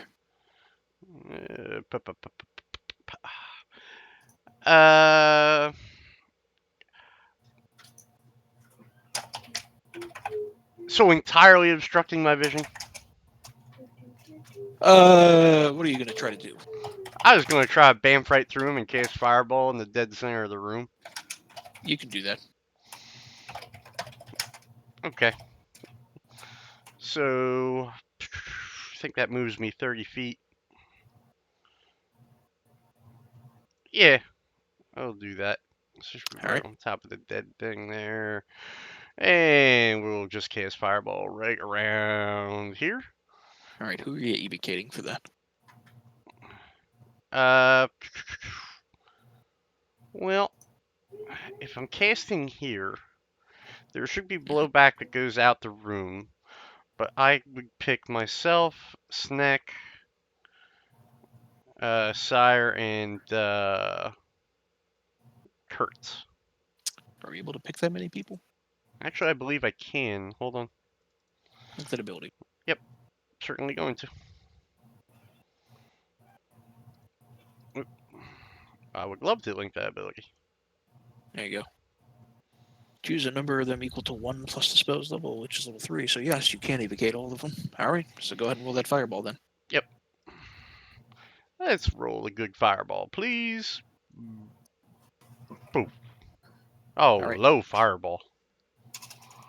One success. The one that's kind of close to your friends has a success, and he'll take the half damage. The other one fails and takes the full brunt. The one that you just bamfed next to is looking pretty badly injured. At the top of the round, Tuck, you're next. I'm gonna stand up. Mhm. And I'm gonna attack the one next to me. All right. Once.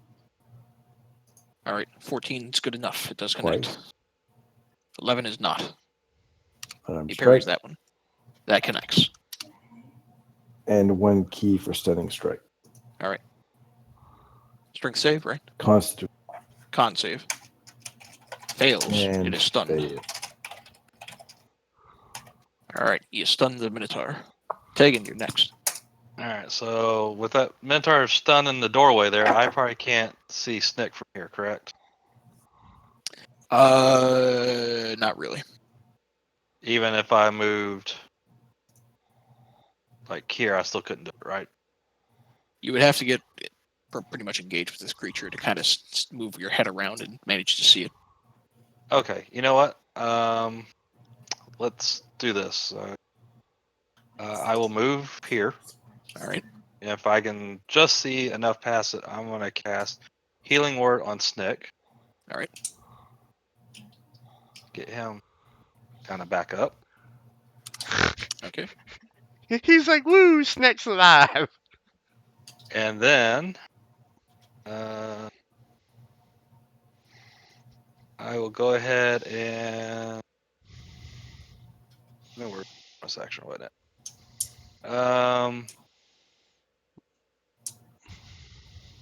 You know what? I will just hit the Minotaur with my Scimitar. All right. Oh. And Miss. this miserably. All right. Snick. Oh. 13's not enough. Snack wasn't No. as well prepared. All right. And Tegan yells at Snick, "Come on, I got you up for a reason." The snake's actually going to circle around slightly to be over here. All right. Dr. Connors? I'll take out my scimitars Mhm. and attack this one right in front of me. All right. You'll have advantage because it's stunned.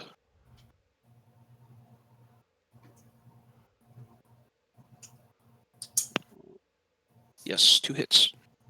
Like, did I not get advantage because it was stunned? Oh, I'm sorry. I guess you would have gotten advantage because it's stunned. So go ahead and roll your scimitar again. All right, 15 will hit. So we'll add your 7 damage from you.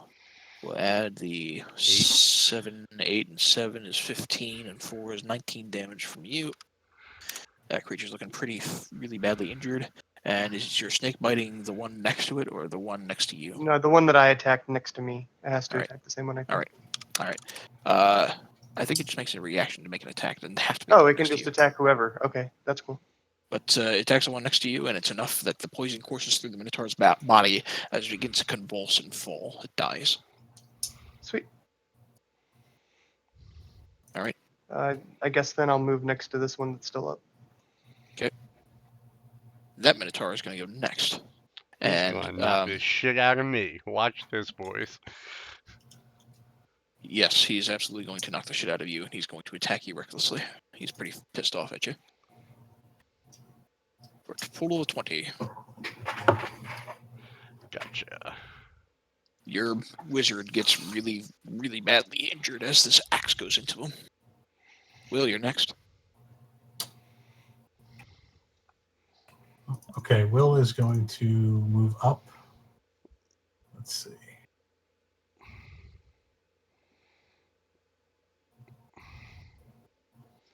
All right, so I'm going to move here. Okay. If you'll allow it. All right. I'm going to tell the Minotaur he swings like a girl.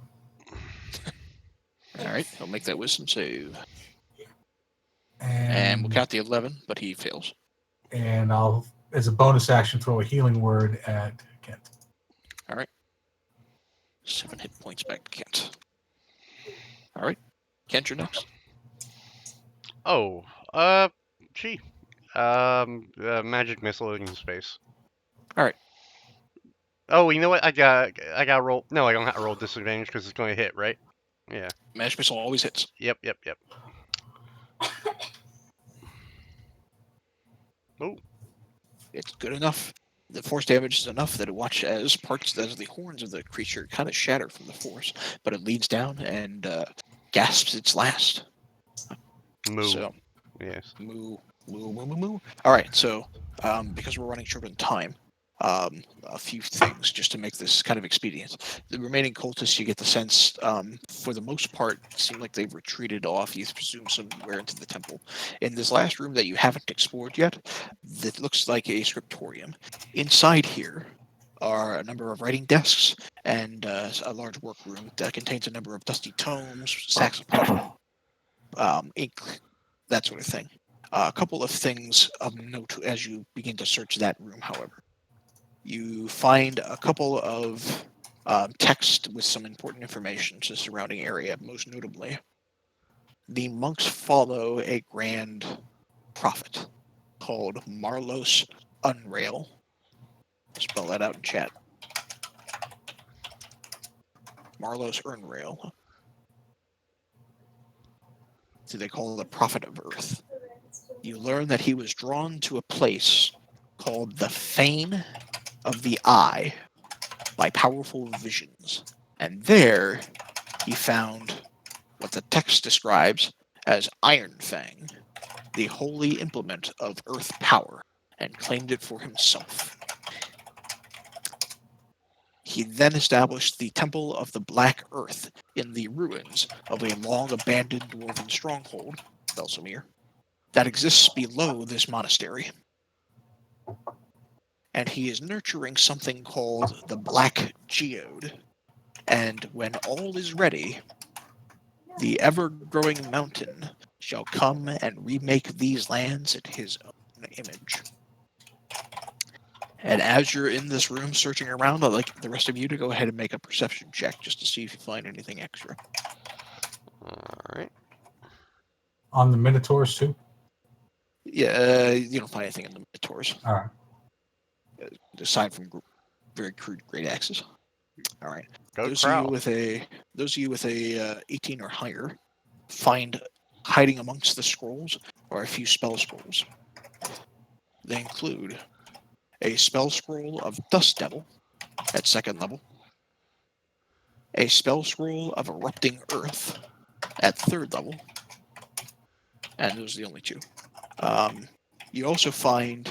No, I'm sorry. That's all you. I'm sorry. No, Erupting Earth at 3rd level? Yeah, erupting earth at 3rd level, and then Tegan, you also find there's a couple of rare books in the collection, about 20 in total. In each of those books are worth 25 gold apiece, for a total of, if I'm doing my math right, 400 gold, right? 200, 300, 400, 500 gold total. So there's 20 books? 20 books.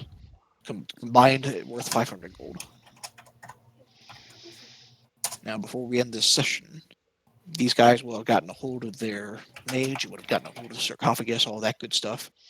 Where is it you would like to go? What is it you would like to do? Well, we want to get the. There's 3. We have 3 tasks, right? We have to get the prisoners to the fort. We have to get to the fort and get the body of the Lich's bro, and then we got to chase after the pirates who went downriver with Sir Bradford. Hopefully, leading us to the next elemental group. Two things. Well, one thing. Getting the body of the wizard's brother, I would say, obviously important, but I wouldn't put it among the top tasks. He didn't give us a timeline. Yeah, no, I get it. All right, so I would say let's get the prisoners to safety and then go after the pirates. Sorry, I'm not sure. Does that work? Yeah, so why don't we pay this guy 250 gold to get the portal to get the casket back to town so we don't have to carry that.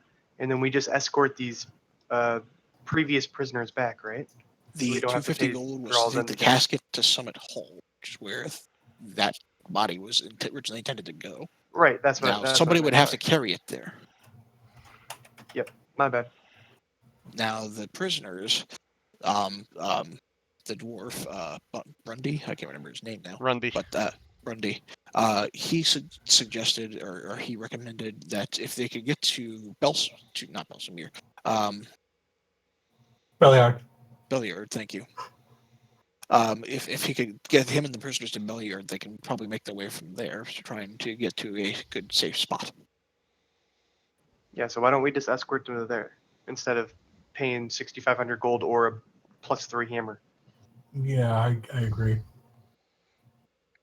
That's We'll by let that's fine by me. Yeah, we'll let the more injured and or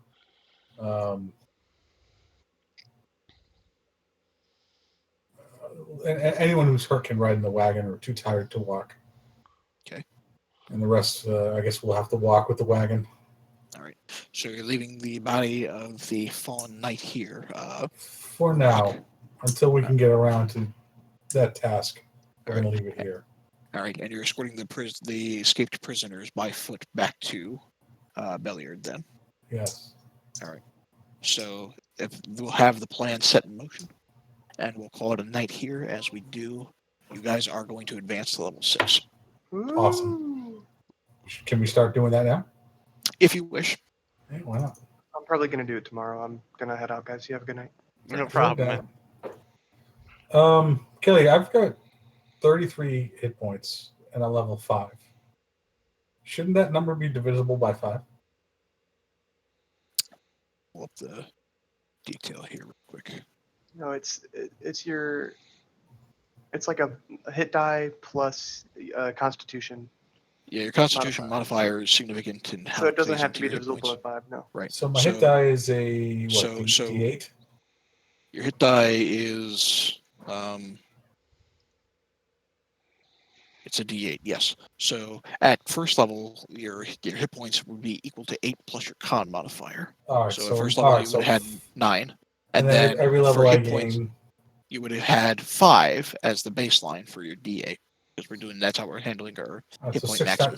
Plus 1 is 6. 6 times 4 is 24. Plus 9 is 33. Okay, so I add 6 to that, and that's when I'll be at 6th level. So that's 30.